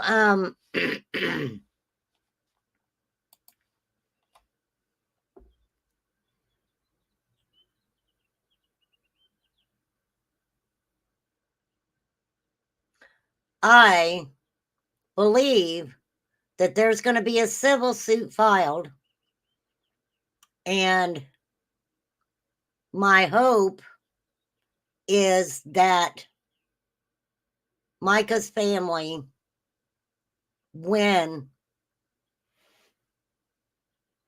a civil suit against him. For real.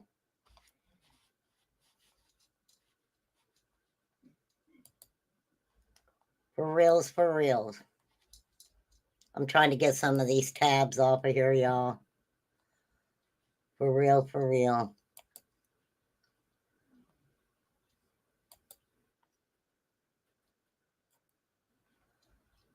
Okay, we went over the letter from the girlfriend. Let me get out of there. I've got stuff I was going to show you guys.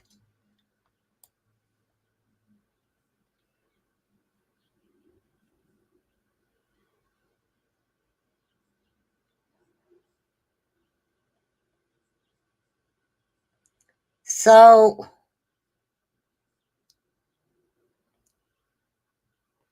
this is her family.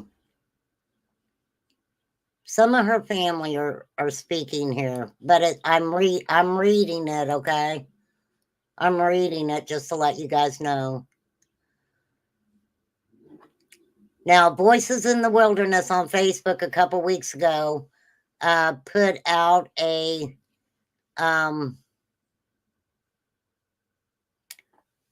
what they're saying is there was a no contact order and the divorce was filed just days before this happened with Mica. And Sierra Francis had set up a simple fundraising link for lawyer fees.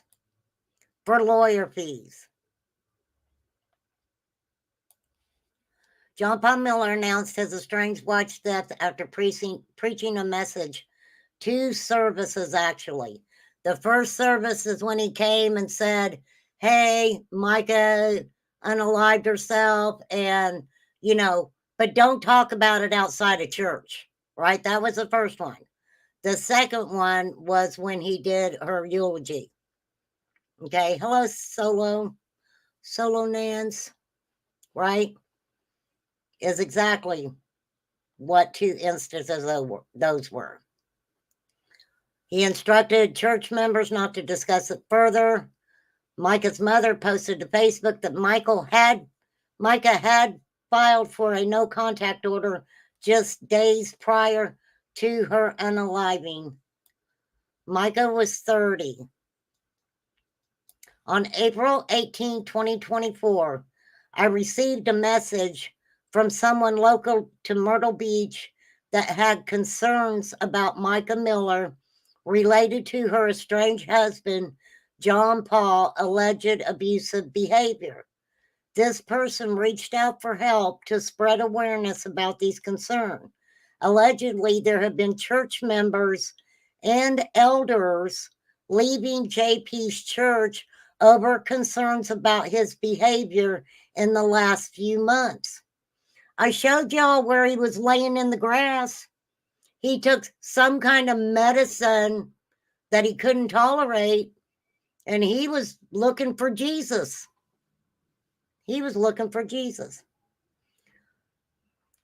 I offered to help however I could.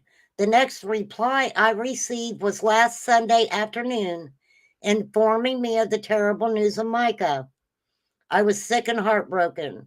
I hope I can do justice to her memory by spreading awareness of the unjust circumstances surrounding her passing.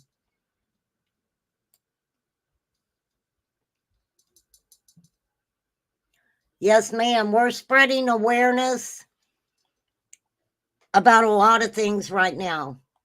Because, okay, we're looking at mental health, right? And actually, let me get my, oh, I have it here somewhere, y'all. I apologize. Give me just a minute. There is the mental health hotline number, or call 988. That's very important. So we're looking at Mica's passing. We're looking at her husband, and whether he was a pastor or not, his actions are messed up. Okay? They're messed up. So we do need to recognize DV. We do need to recognize also, I mean, we can get into these churches, you guys. We can get into these churches. There's still a lot of churches out there who feel that your wife should be subservient. She should submit to you, right?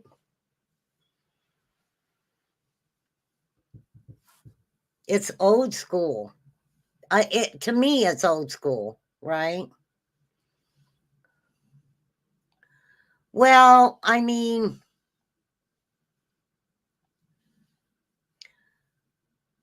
maybe that was a place that was special to her. We don't know, Poppy. We don't, that place seemed to hold something for her to go there. Right? Okay, the man, J.P. Miller, had been telegraphing his abusive ways for a while straight from the pulpit. I am grateful to my source for putting together a video compilation of JP's recent creepy sermon experts in the weeks prior to Mica's death. Now, this is prior to her death, okay? The video begins with an announcement of her death. I'm going to play this. I hope you guys are able to hear it. Today, instead, I'm going to have you stand up and I'm going to make an announcement. And after the announcement, I'm going to ask that you leave church quietly and don't talk about the announcement here in the building, please, if you can. So y'all can stand to your feet. Before I make the announcement, I also want to say that Why did he not want it talked about in the church? That's weird. He didn't want it talked about in the church. my request to you is that you will continue to come to church and serve and give for the next little bit, because I don't want to have, I'm taking a little bit of a break and I don't want to have to worry about the church. My break may be a few days, a few weeks, I don't know. Did you hear what he said?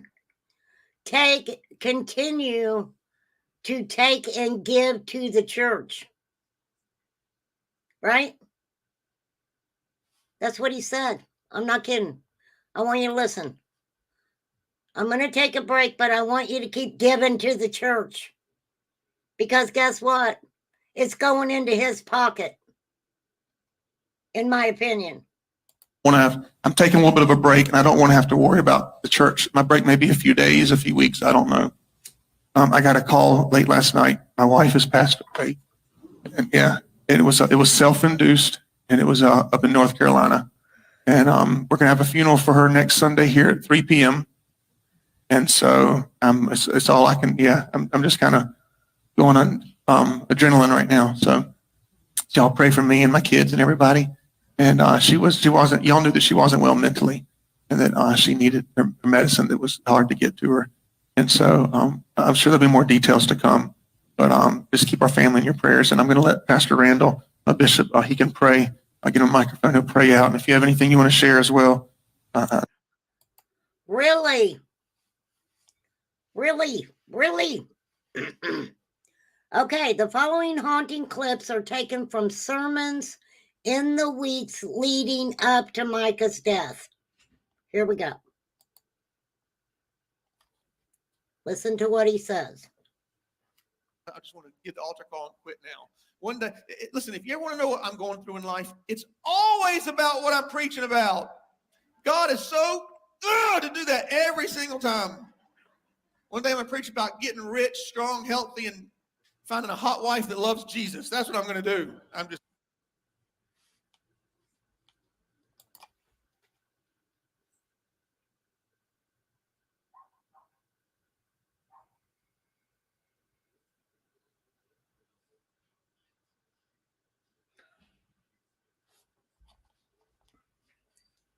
If you were going to do that and you wanted to find you some hot little chickie, why wouldn't you let Mica go?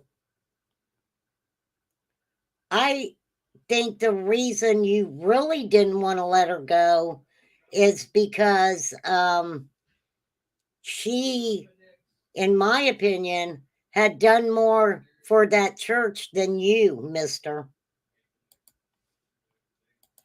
Just kidding.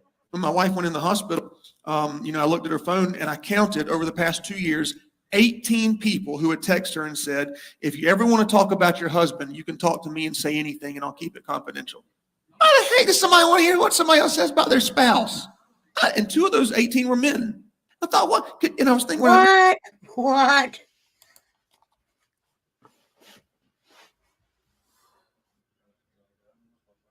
Why did you go through her phone? And you counted how many people said, if you need to talk to me, we're here for you. And 2 of those were men. I really would like a head count on the number of women, J.P. Miller, that you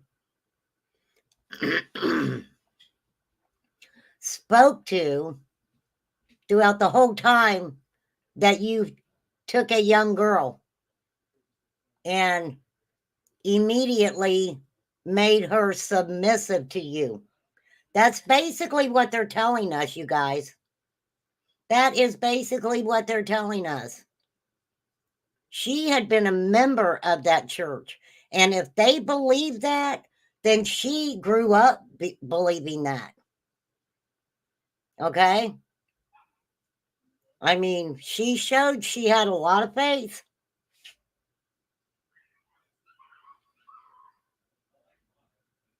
I rest my case, Your Honor. I read that, I thought, Mark Castaday, he's one of our elders here, and Jackie, she oversees our New Testament discipleship. Could you see Mark calling another woman and saying, you know what, I just want to tell you some things about my wife I don't like? Or could you see Jackie calling a woman or a man, either one? No, if someone wants to call you and say bad things about somebody else, that's a demon talking to you. And the only way to respond is with the word of God.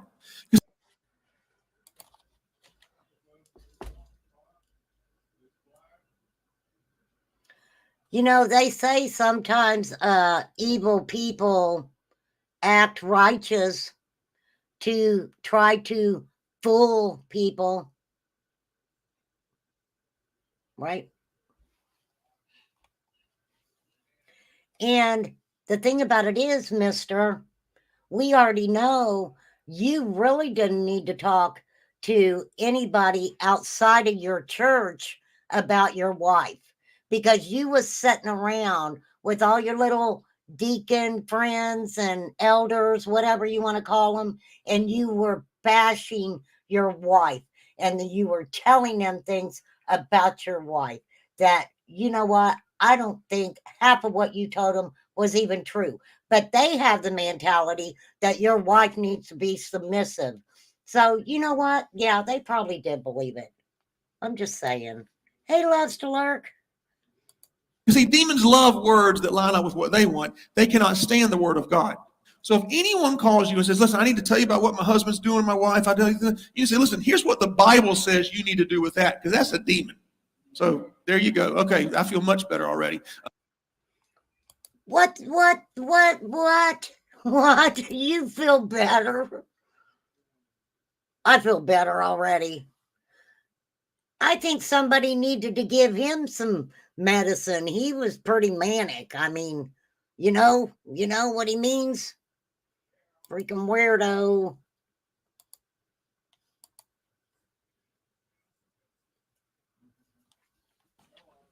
A friend of mine that's a pastor called me last week, and one day on a Monday, his wife told him that he was the greatest husband in the world, that she loved her life and she was so appreciative. The very next Well, that's ungodly. That is ungodly. That's a demon. That's a freaking demon. If he called you and told you what his wife said and talked to you about his wife, he's got the demon. He's got the demon. I would never make it in this church.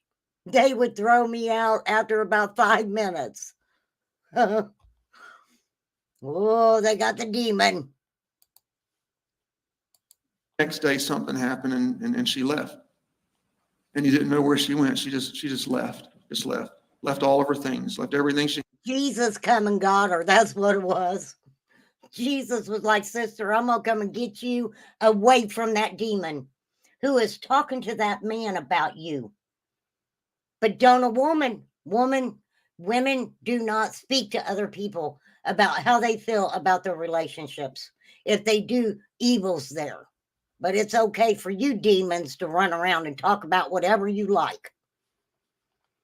Lord help me, Jesus. She had everything she worked for, everything. He didn't know what to think. He had no idea what was going on. So he hired a third-party service to find her and see where she was living and that kind of stuff. And well, you didn't with Mica, did you? You just ordered you a little bug from Amazon. That's what you did, JP. And they did. And last week they turned in all of their evidence to his lawyer, and he discovered that she had left him for one of his staff members.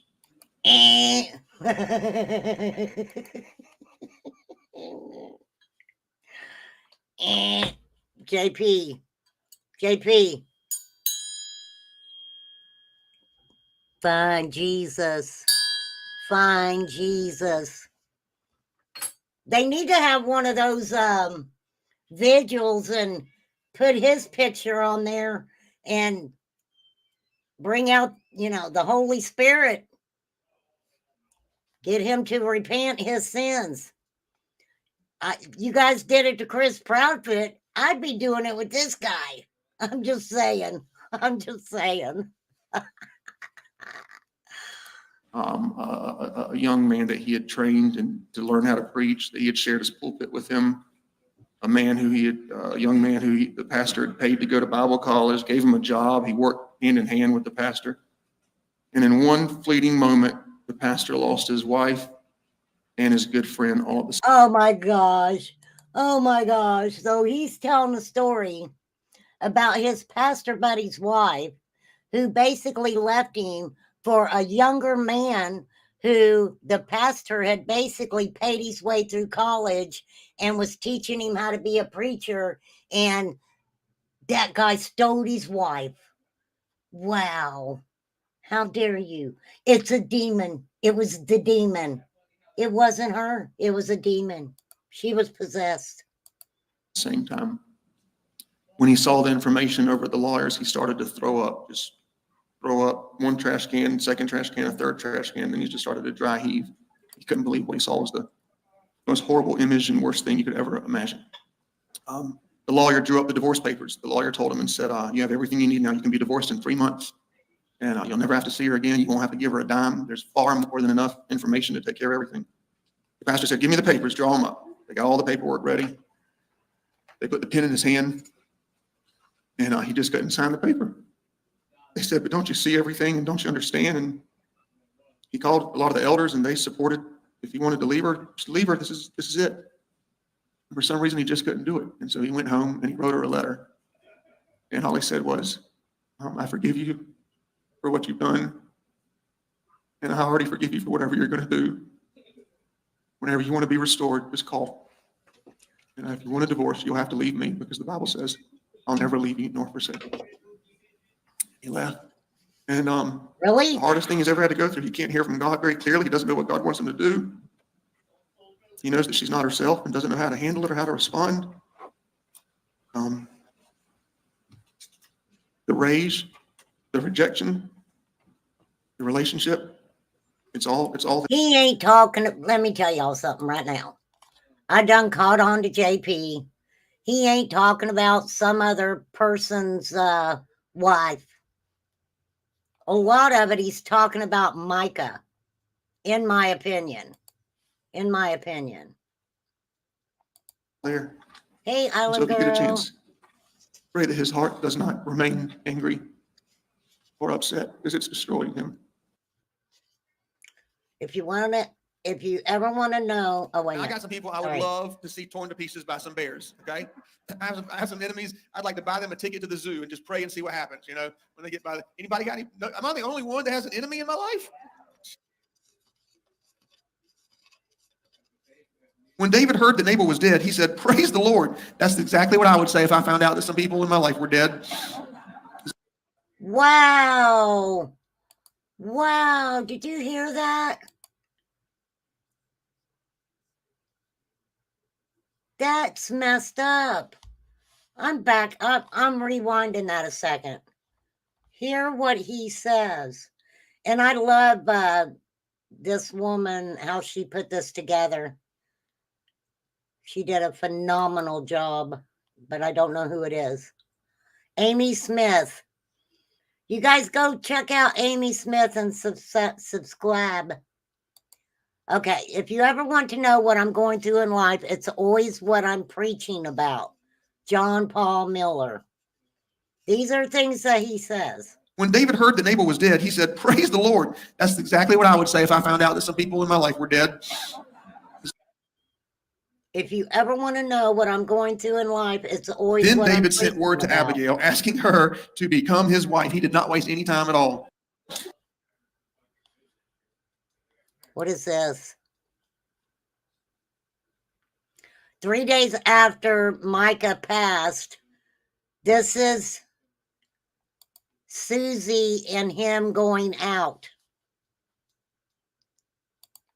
That's the one who said, we wasn't on a date. I've known him for years.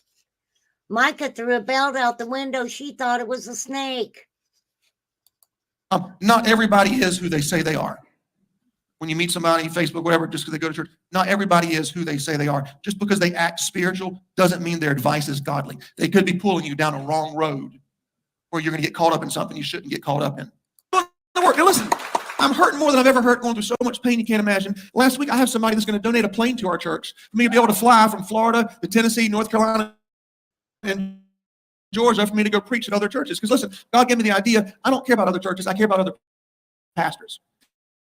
And for some reason, I can develop say things to the church that'll bless the pastor. So now I'm getting invitations to speak at other churches all over the states around here. And we got a free plane. I can go around this park right here behind the movie theater for $70 a month. They keep the plane there. So while you're talking about me on Facebook, look up in the sky and you'll see a Solid Rock logo on a plane.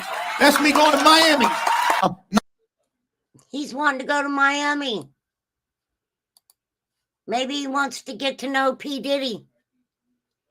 I don't know. Maybe Diddy can get some videos of him doing this. Again, to make sure. Is that okay? Huh? Feels like there's ants on you? There's no ants on you, though. It's just, maybe that's how you feel, but there's none on you. My There's none on the medicine's grass. messed up. What kind of medicine are you on, JP? What? Tell us. You all wanted to let us know all of Micah's medication. Tell me what medication you are on, mister. Laying on the ground like this with your crying.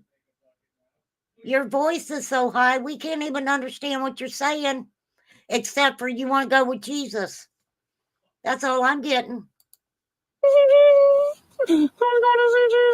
What kind of medicine do they have you on?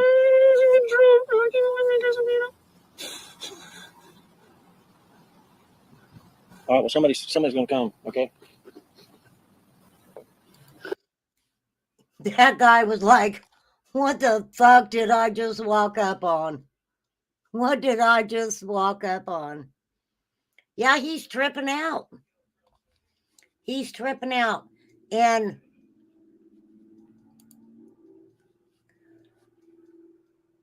wow. Not everybody is who they say they are. When you meet somebody, Facebook, whatever, just because they go to church, not everybody is who they say they are. I just proved that, JP. I just proved that. You got to watch what comes on social media because it does not go away, sir. It does not. Just because they act spiritual doesn't mean their advice is godly. They could be pulling you down a wrong road where you're going to get caught up in something you shouldn't get caught up in. So today my heart's a little heavy. Here we go, Mica. I've had a lot of women that have reached out to me about situations of abuse. And I just want to tell you what a lot of people have told me lately and reminded me, because I think I forgot. I knew, but I pushed it in the back of my head just because of my situation. But you are the bride of Christ. Before anybody else's bride, male or female, it doesn't matter. It doesn't matter what gender you are. Abuse is abuse. Now, from my understanding, when Mica separated from him, I thought she did start going to another church. I could be wrong. But I know she had a lot of people who loved her and wanted good for her. And you are the bride of Christ.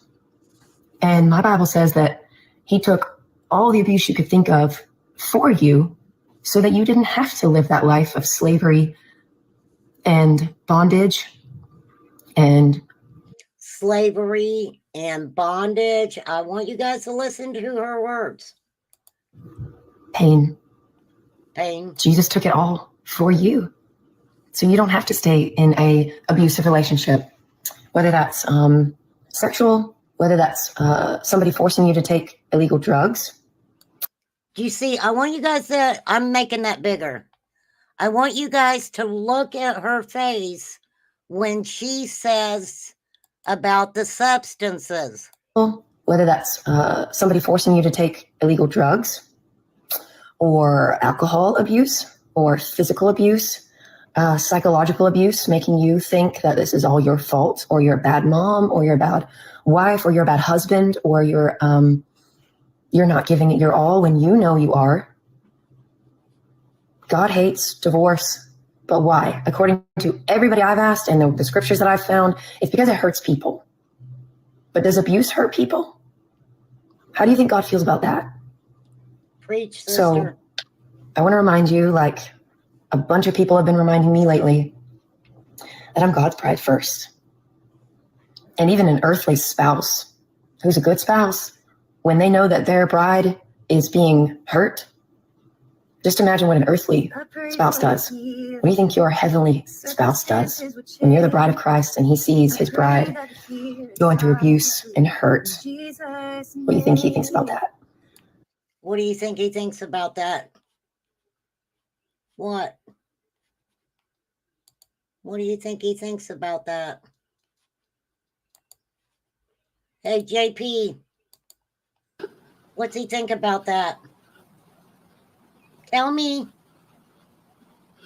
I'm waiting. Do I need to call 911? Do I need to call the medics?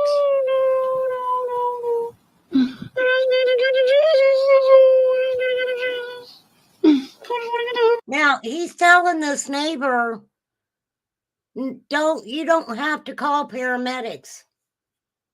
I just want to get to Jesus. Wowsy, wowsy. All right, y'all, I've been on here 2 hours. I am not. Okay, wait, shit fire and save matches.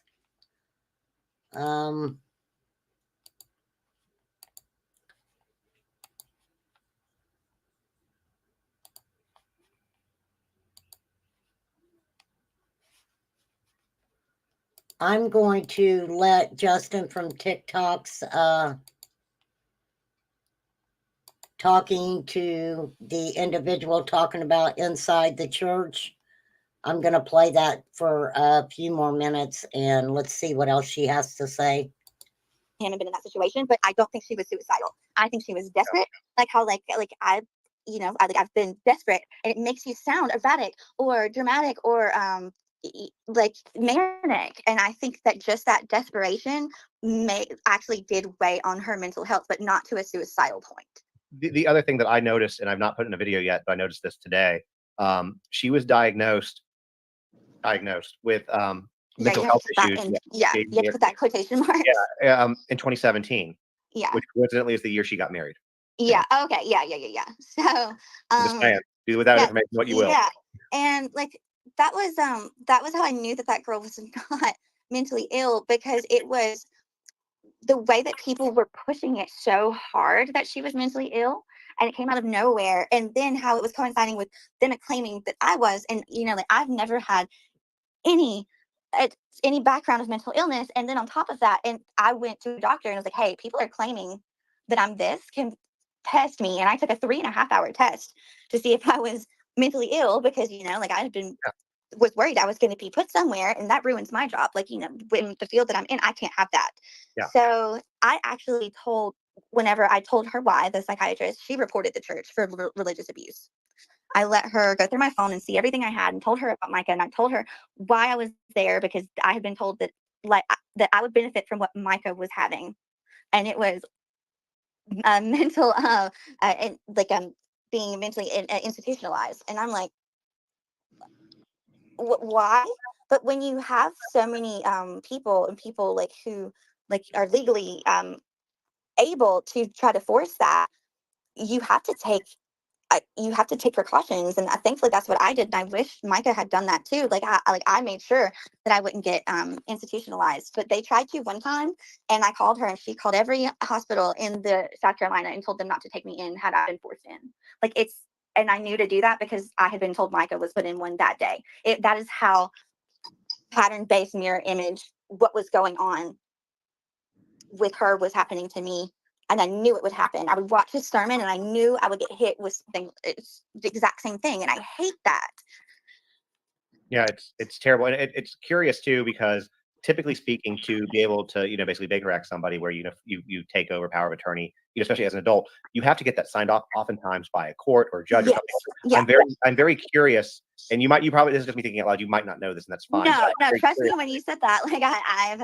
Keep going. Yeah, so you know where this is going. Is there a judge that's a member of this church? Yeah. Is there a doctor that's diagnosed with a member of this church? Yeah, absolutely. And that is where things start getting really kind of odd. So first off, it being with the mental institution, I do consults for the hospitals here whenever there's a really weird case diagnostically. I go and deal with it. And I had gotten called to do this psychiatric case in Charleston, Somerville, and I had to get a restraining order on that woman because of her spiritual psychosis. And then 2 years later, I'm getting followed and then called by this number, and I look it up, and the Zillow is that house. And then I get told that that's his sister, JP's sister. And it was the psychiatrist that called me and told me to go there. And I'm like, okay. And then one of the other members of the church, he put his girlfriend in that same mental institution. So you guys hearing this? These weirdos were putting their women in mental institutions. It happens. It happens, you guys. That's a whole nother topic. I mean, I could do a whole live on the abuses of women in situations like that. And they tried to put me in that same mental institution, and they put Mica in that same mental institution. So you have to just suspect that there's a correlation. And then also when it comes to there's a lot of police that go to that church, a lot of police. And also I haven't been able to get in touch with my aunt, who is a judge here in the county, ever since things started getting weird. And I'm like, are you a part of it too? No, don't say that. Yeah, it goes really, that church is very they have a lot of acclaimed members, if you know what I mean. Yeah. Let me ask a really good question. You kind of answered it, but I want to kind of go a little deeper with them and throw it up there, which is, what about other wives in the church? I wonder if they were put through this too. And you just answered and said, yeah, there were, as far as trying to commit them, institutionalize them. Yeah. But were there other wives that you saw that went through it? And kind of a follow-up question, let me see if I can figure out how to word this properly. With the wives that were, where do we go? Not subservient, the ones that were, I guess, disobedient in their eyes. Yeah, they would call it rebellious. Rebellious. Okay, there we go. That's some Yeah. 1800 shit. But okay, Oh so my God. Yeah. rebellious wives, were y'all able to speak to each other, knowing, going through what y'all were going through? No. So like my husband would talk about Mica, and they used to sit together in before, like, the first day I ever went. And then even with text, and then all of a sudden, like, the first day I went, like, she wouldn't talk to him at all again. Like, I never even, like, I would try to speak to her, and he would try to speak to her, and she would just walk away. But they didn't. It was really obvious that they only like had like this. They didn't pay attention to a lot of people, and I was looking out for it. It was like they always had like one or two like specific targets, and Wow. I was kept away from Micah really, really heavily, and I didn't see any other wives get spoken to hardly at all. That kind of sounds like Scientology and David Miscavige's wife, Shelley. I don't know if they've ever found her. She was missing for a long time. Yeah, that's kind of odd. It was really just me and Micah. I think it's important to probably mention the prayer that he wanted them to say, and then how he told them, the congregation, not to speak to her. Yeah, so I just found this out because my husband was talking to me about it, and I think it was like a guilt thing. And the 2 weeks before, and I had not gone to this sermon thing. And 2 weeks before she died, he had asked the congregation to pray this prayer in unison that would make Micah hit her downfall and come back to the church, and they all did it. What? Oh my God! Did you guys hear that?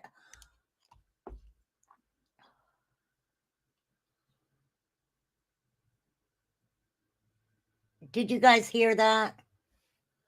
I'm gonna rewind it. I want you guys to hear that. Lord have mercy. Lord have mercy. I'm slowing it down for y'all. I want you to hear that. Yeah, that's kind of odd. It was really just me and Micah. I think it's important to probably mention the prayer that he wanted them to say, and Listen then how to this, he told them, class. the congregation, Ding, not ding. to speak to her.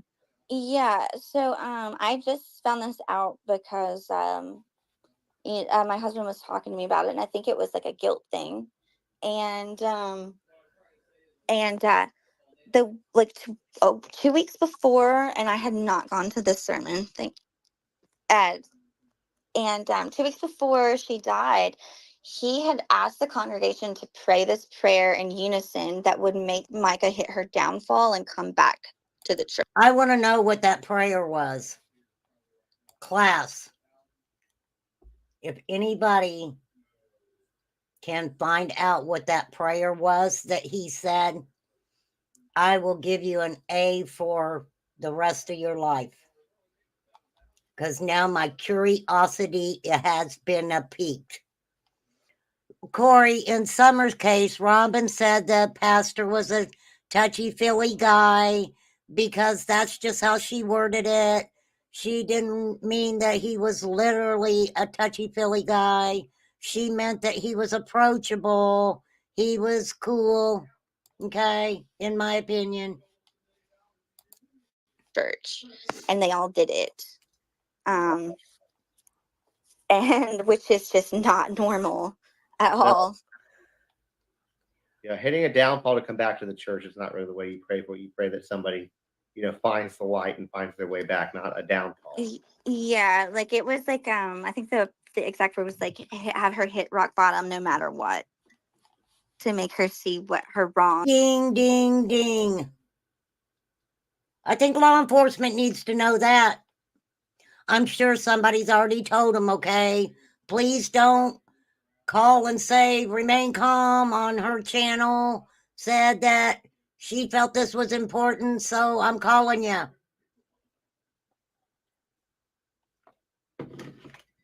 Okay? I'm just saying. I think that's what she meant, Corey, but if you don't think that's what she meant, I'm okay with that too. And that the church was right. And you had then also mentioned about how they said, or how he had told them not to speak to her because it would be bad for her mental health yes, if she like reached out to yeah, them for help. because they would, And I believe that. I believe he told them not to talk to her because if you remember, go back to the last live I did on Mica. There's a lot of info in there. And she said that she couldn't wait to get back with her church family, is exactly what she said. Okay, y'all? would be playing into the fantasy that was her schizophrenia if they humored her reaching out. So he just told them not to talk to her at all. When she was asked, she was texting, I know at least like 100 people asking for help. Wow. You know, it's really the exact opposite of somebody who's suffering with mental challenges. But again, it's a way. Yeah. It's emotional abuse. You know, you ostracize, narcissistic abuse too. You ostracize the person. You know, you get them to think that nobody likes them, that they're the problem. You gaslight them into these issues, and it sounds like that's what, you know, the only community that she had, the only community that she knew was built by JP, and so they were the first ones to turn on her because they don't want to, you know, offend or piss off JP. Well, it's more than that though. They truly believe him. Like that's where whenever like people keep throwing the word cult around, and the time that like I truly view it as a cult would be how much they believe in what that man says. Like what he says is Bible. Like it's. Let's also remember that. Well, I feel bad. Let me tell you, I feel bad for them if they believe what this man is saying. I really do. And I can guarantee you that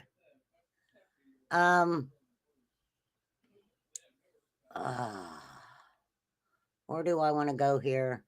Because they get into the Roman Catholic Church and different things like that. But the family do not believe that Mica, let me see if I can find it. I pulled up so much stuff. Hang on. Hang on, you whippersnappers.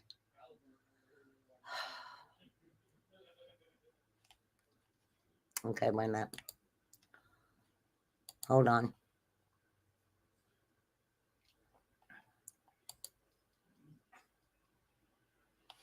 Okay. I've got two things I'm going to. Okay, wait. I'm going to show you guys a few things. This is from News Nation. It's not the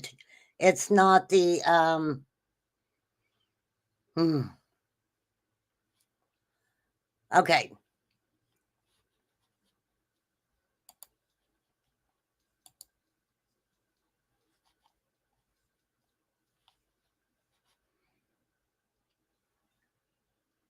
This is News Nation, and it's titled, hang on a minute, the commercial. Okay. This is Ashley Banfield, News Nation, and I got to speed it up. But they are talking about Mica. It's called, the title is It Was Evil. Mica Miller's husband admits that he posted, hey, Mike, he posted a topless photo. Okay. So let's pop over to this. Quite a bit after we discovered that Mica had taken her life. It talks about a tracker being put on her car. It talks about her tires being slashed. It talks about this device being jabbed into her tires to let the air out. It talks about a man showing up at a gas station, then following her to a car dealership, and that man's name was redacted all the way through. Last night, we learned the man's name was actually John Paul Miller, the estranged husband, the man who everybody had pointed to as the cause of all of this prior to finding out it was a suicide. But now we actually have an email from him when he's admitting to some of this behavior. What have you found out?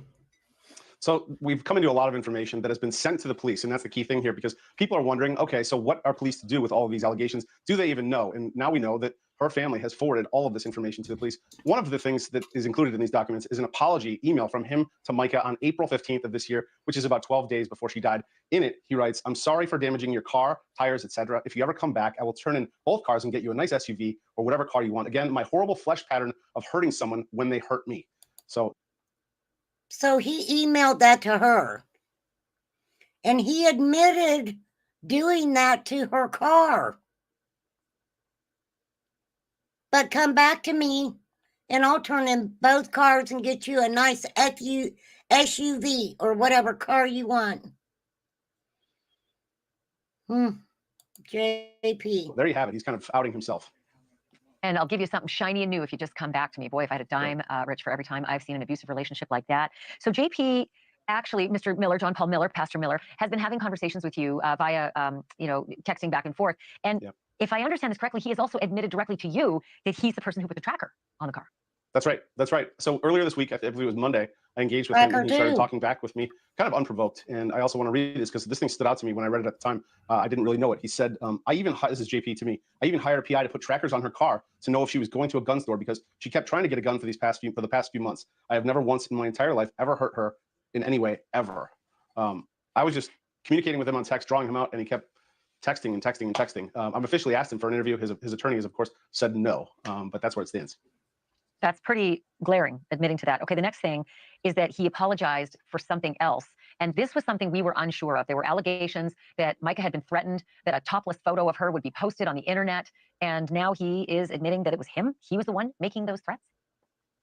Yeah, so this goes back to this apology letter that we have. It's an apology letter from him to Mica, dated April 15th. In it, he's apologizing for a series of things, and one of them is a photo that was produced on the internet. It was topless of her. We're not going to show that here, of course, but in the apology, he says, "I'm sorry for putting a picture of you on the internet. It was for less than 1 hour and immediately taken down. I was hurt that you were telling everyone horrible, intimate details of my past sin, and I just wanted to try and hurt you. Please forgive me. It was evil of me to do that."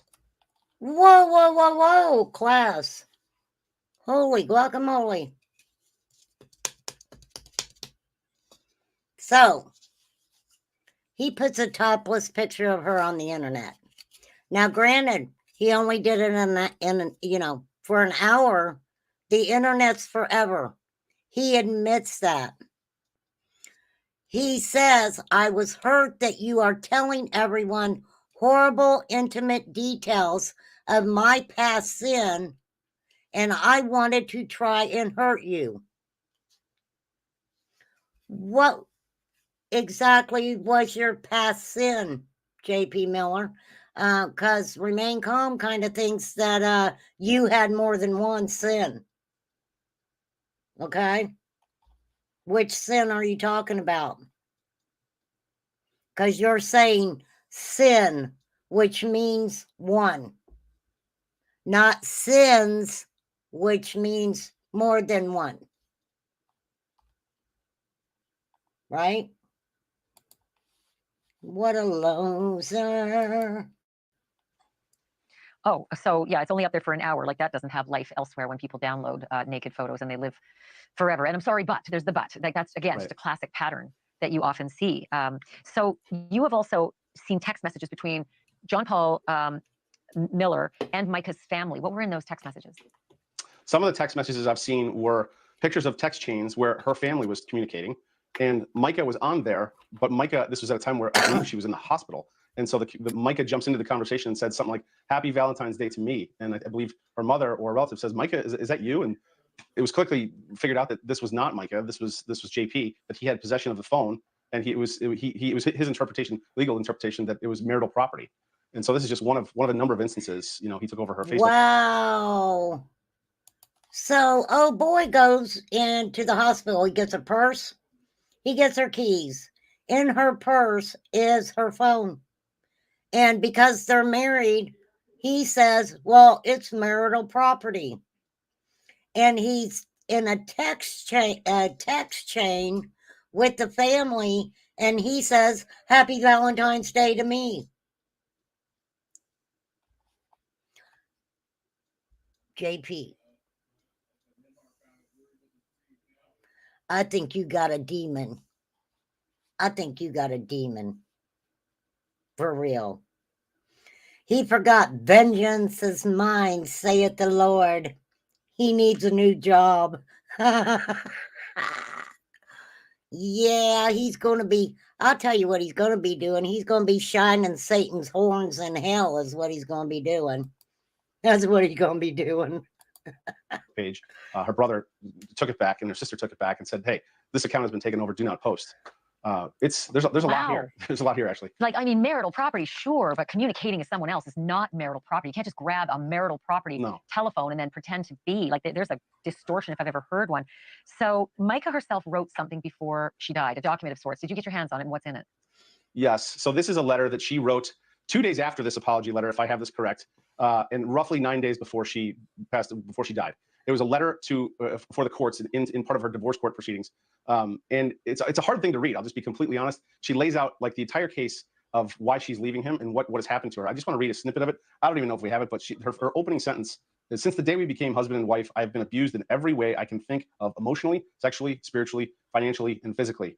He has harassed me physically and electronically with letters, phone calls, emails, texts, hacking my emails, hacking my personal Facebook and impersonating me, using my stolen phone to send texts and emails out to church members. It goes on and on and on. Installing tracking devices on my vehicle, on my godmother's vehicle. The trackers were found on March 11th, March 14th, March 24th, April 15th. All of these have been documented and reported to the police. That's the key here, actually, is that that's what I want to ask.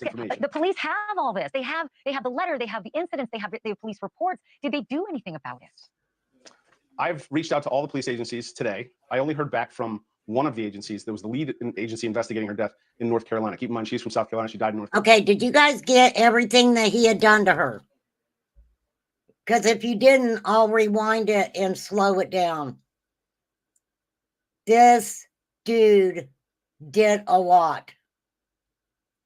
She had not been missing for very long because she contacted law enforcement and made sure that where she was at, that law enforcement could track her phone so her family could find her.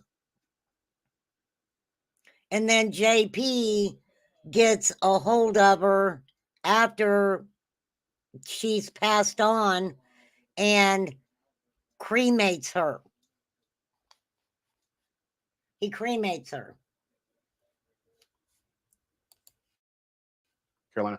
They kind of passed the buck. They said, this is not related to her death. You need to contact the police agencies in South Carolina. I have, and I haven't heard back. So it'll be interesting to see what they do respond, because from what I can tell, from what I can gather from conversations with her family, and you're about to speak to them directly, but they'd like to see some charges come from these past incidences. Like, there's questions about legally, what lines were crossed here. And it seems to me, at least that an investigation has been going on, right? With all of these reports and all of this evidence. Rich McHugh, amazing digging on this. Just really terrific reporting. Thank you so much for this. Thank you for watching. Thank you. Okay. This is another quick one, okay? Ladies and gentlemen, please stay tuned as we attempt to commune with the devil. You go ahead. I watched that movie. There are some questions about that. In fact, we were going to try to start seeking a civil action attorney to consult with to see. This is her sister. If some of the documents that we have found, or not found, but that Mica left in my care, as well as her family also had found, there seems to me that there could be a civil action, not against the police. The police, under the circumstances, responded, I think, appropriately under what was happening at the time. But there are other things that happened that are related to this church. She was employed there. There's a question about whether she was appropriately paid for her time. The church itself was used by John Paul. I have letters that he wrote on church stationery to her, basically disparaging her. He went after everything that meant anything to this young woman. And I want to go back to the question about what else this could have been if he didn't actually pull the trigger. This man, in my opinion, based on the documents, my conversations with Mica whenever she was alive, tell me that she was brainwashed by this man. He abused her in every possible way that there is. Yes, financially, he abused her by taking away things, phones, access to money, took away her car, those types of things to try to gain control of her. Every time she tried to leave him, he would harass and stalk. Don't forget about the prayer.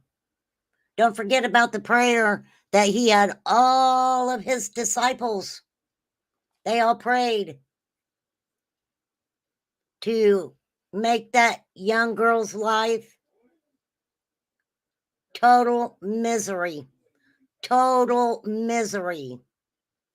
Basically, like being shunned, right? Like being shunned. Thank you, Flies, for the copyright disclaimer. Copyright disclaimer under Section 107 of the Copyright Act 1976 allowance is made for fair use for purposes such as criticism, comment, news reporting, scholarship, and research. That's kind of what I do over here. Her to the point that she just felt like she had to give up and go back. And he abused her not only emotionally, financially, he abused her religiously in terms of her religion and her relationship with God. I agree. He demeaned her in every aspect that he could. There is a video of a sermon of him that I was just so taken aback, and my jaw hit the ground because I felt like I had come across the answer of maybe why she would have taken it this far. And that is, he had her convinced that this was what she should do. In my opinion, I believe he had her convinced that it would be the only way that she could escape him to some degree. Ma'am. I believe that he had her convinced all the way.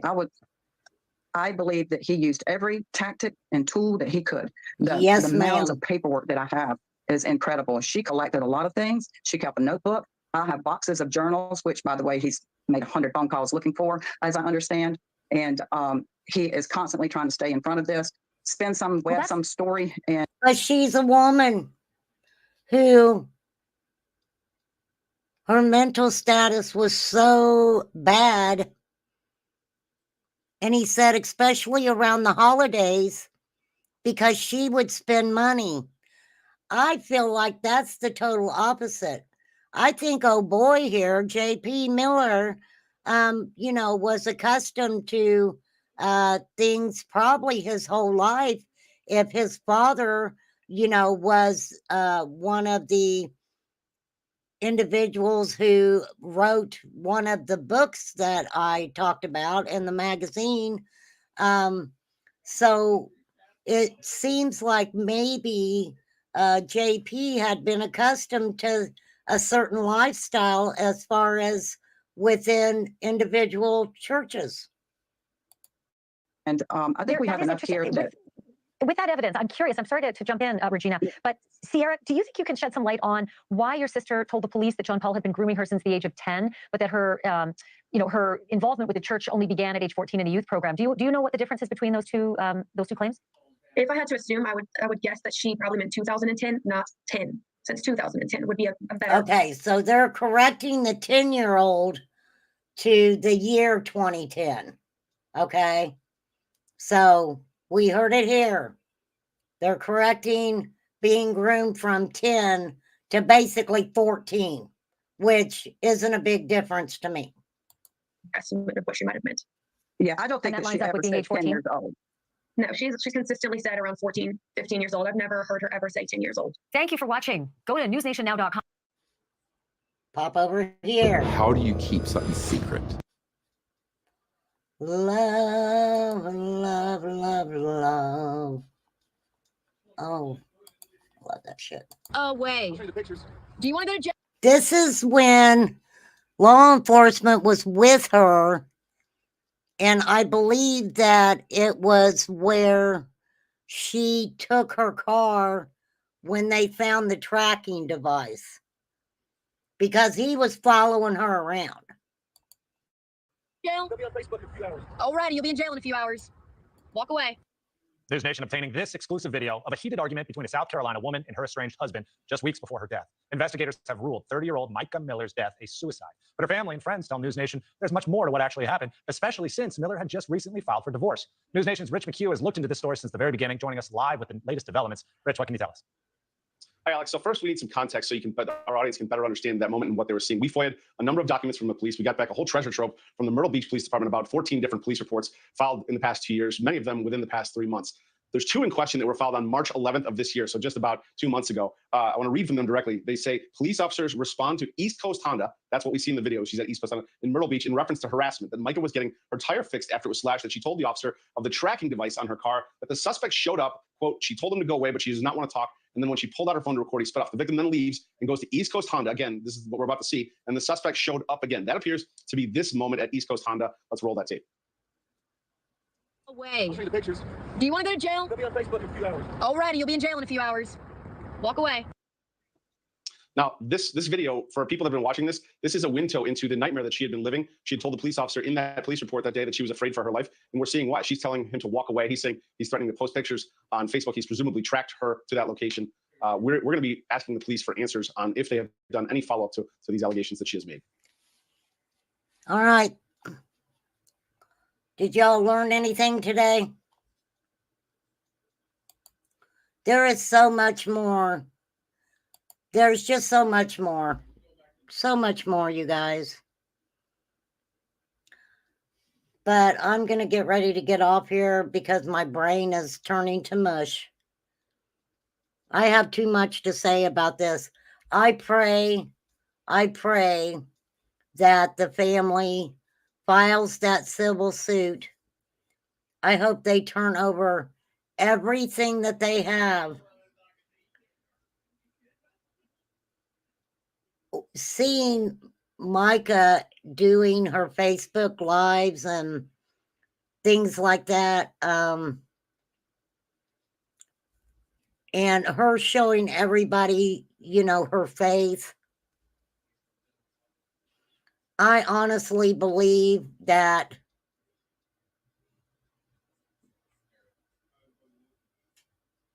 she was made to feel like that was the only way she had out. That was the only way she had out. She was losing everything. He was taking everything. He even was taking a church that she had dedicated years and years into this church. And I feel that when JP felt like a better first lady of the church could come along, that it was time for him to do what he did to Mica. I hope and pray the family files that civil suit. And wow. Thank you, Karen with the C. I know it's Mother's Day. I honestly didn't mean to stay on here this long. But I just wanted to show you guys some of those clips. Definitely go back and watch my the other live that I did on Mica. That has a lot of information in it too. I talk about the police reports. I just talk about a whole lot of stuff. So hopefully y'all learned a little bit of something different. Yeah. But I'm tired. I'm sure you guys are tired. Go spend time with your children. Like I said, I had breakfast with mine, so I had breakfast. But thank you guys for popping in, and I will definitely see you next time. I'm praying for you. I'm praying for everybody who needs prayers. I appreciate you. Flies, thanks for popping in. I appreciate you. I really do. Thank you, Sassy Ann. Thank you, other mods who popped in for a few minutes. So, all right, you guys. You never know what I'm going to talk about next. That's just the way I roll over here. Okay. That is just it. That's me. That's how I am. So, all right. Peace out. Have a good night. See you guys later.